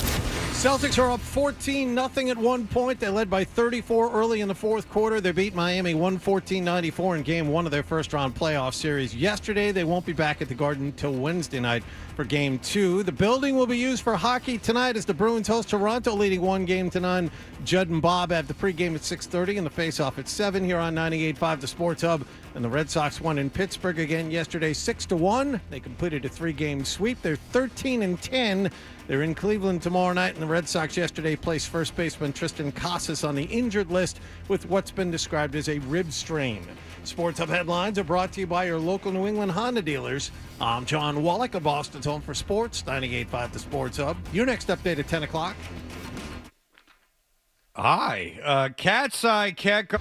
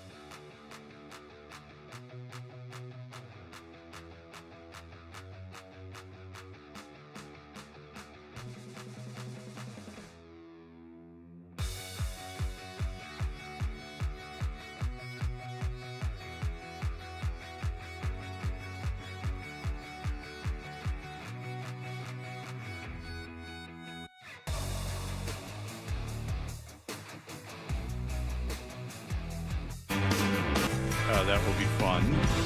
And our show is brought to you, of course, by FanDuel Sportsbook. Make every moment more with FanDuel. Scotty Z, who I've not seen in a week, is here, and we will talk to him in just a moment. But first, what do you got there for me? Daniel Conklin is the man behind the Wallock song, so we thank Daniel Conklin. We're not going to hear the whole thing, but just the Wallock Overhead is the name of the song. So thank you to Daniel Conklin for sending that. And keep him coming, because John loves when we call him a bird. He hates it, which makes it all the better, because I don't know why he hates it. That song was really good. It was good. It's really good. Like, if you told me that was Dawkins, I'd be like, all right, that's a Dawkins. But it is puzzling as to why Wallock hates it so much. I mean, I think it's kind of endearing. That's my favorite thing, is when I've decided, which is a character flaw of mine, when I've decided something is completely unoffensive and then someone's offended by it, then that brings me great joy. I don't know why. Because I'm like, why does this bother you? And then if I know it bothers you, if annoys, I should say, then it's just funny to me. So we know that U2 finished up their engagement at the Sphere in Las Vegas, and everyone got a chance to see U2, and they've seen it all. But there is another band who took up residency there over the weekend. Fred, do you know who it was? I do. Yeah. The band is called Fish, and they have reimagined the Las Vegas Sphere. Now, this is not a venue that necessarily needs reimagining, but this is a band that has performed more than 2,000 shows, and they are famous for what, Fred? Their album sales. I mean, they've sold 1 billion albums. No, they're famous is they're riding in the wake of the diarrhea that is. So they're the after diarrhea of the Grateful Dead. They ride in the wake of the Grateful Dead. They're not known for their album sales or for the diarrhea. They are known for never repeating a set list. So it's not enough to go see Fish in concert. You have to go see Fish every single time you can go see Fish. You know why you would do that is because you have a limited audience that just has a lot of money and will go see you wherever you play. But you have to give them credit, Fred, because U2 played the same set horrible every night with the They're pre-made horrible videos. And their fans are horrible. You're such an unimaginative bore if you're a fan of Fish. They're a terrible band. The experience is a bunch of stupid rich wannabe hippies. It's awful. If anything, they've ruined more lives than they've helped. You've got it all wrong. They did a different set list every night with different visuals. And I'm sure you could have told songs. the difference between all the songs, too. I'm sure they sound wildly different. Man, Trey's a magician. And the drummer wears a dress because it's funny when it's really offensive. Why is that funny to wear a dress? There's plenty of people that wear dresses quite seriously. Why is it funny that he wears one? Huh. Maybe he should be, I don't know, canceled?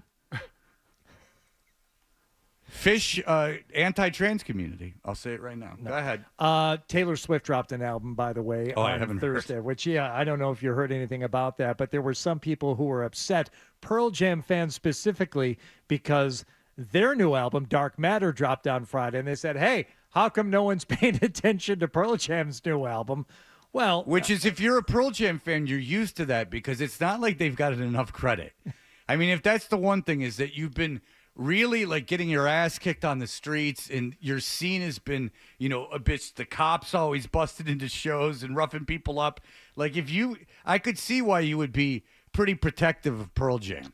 I mean, you've really put yourself out on a limb there by going to their shows at Fenway. And not only that, but any Pearl Jam fan will tell you, oh, I heard that whole album a month ago. Pearl Jam purposely leaks stuff to the people who follow them and are insiders. So there was nobody who who pay really for that privilege, because that's very smart if you do. I think they do, but there's all this insider stuff, and they allow the bootlegging of shows and all this stuff. So any real Pearl Jam fan who wanted to hear the album before Friday, I'm sure has heard it many times over. What's the best thing about a Pearl Jam show?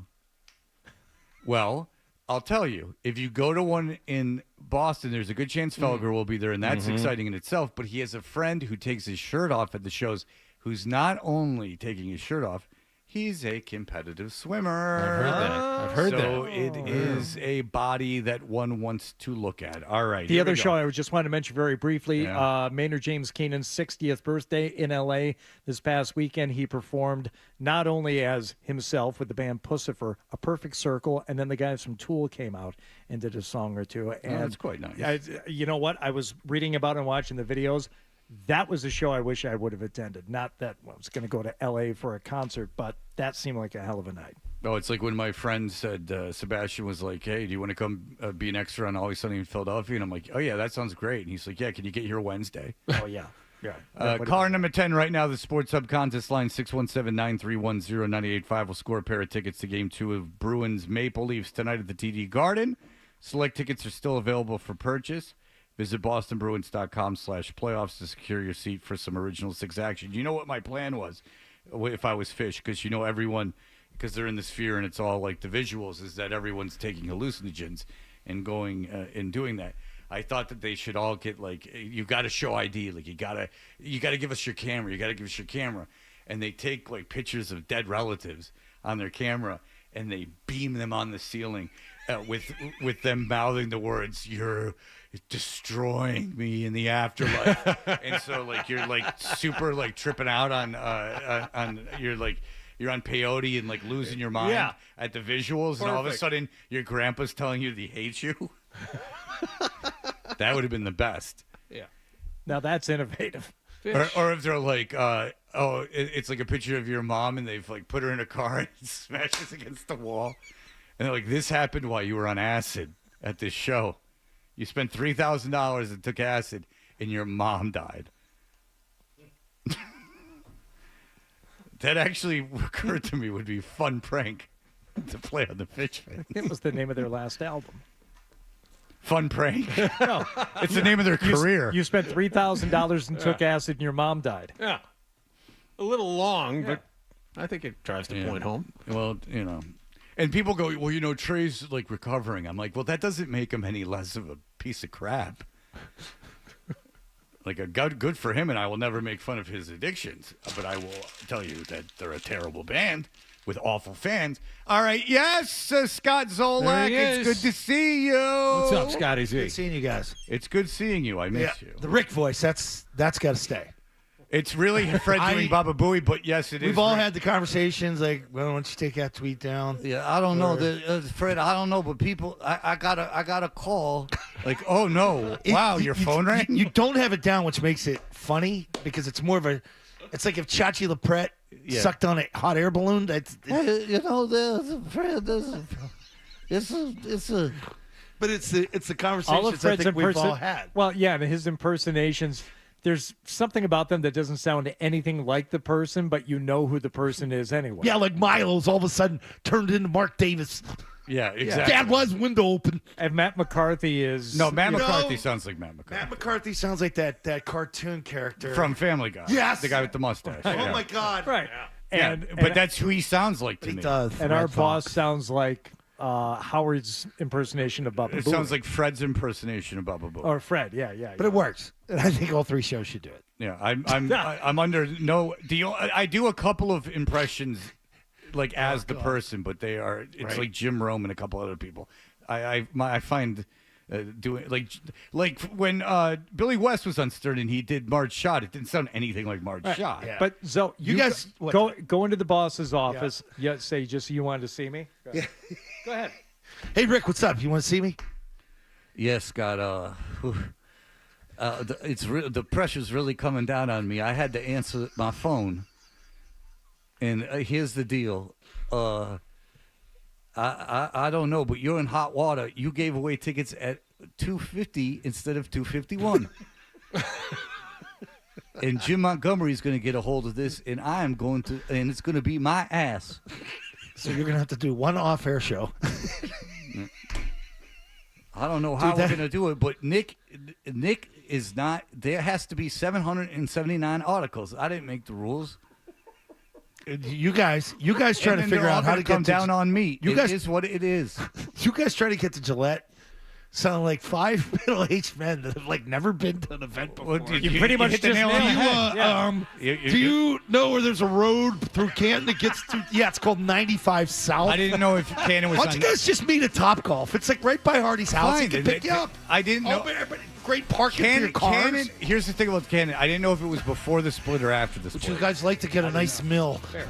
That's fair. I've been to Canton. I've had a Little League game. It's called there. team Hardy. building, Zoe. Hey, Beetle, they got no food at the stadium. We got to get a meal before we go.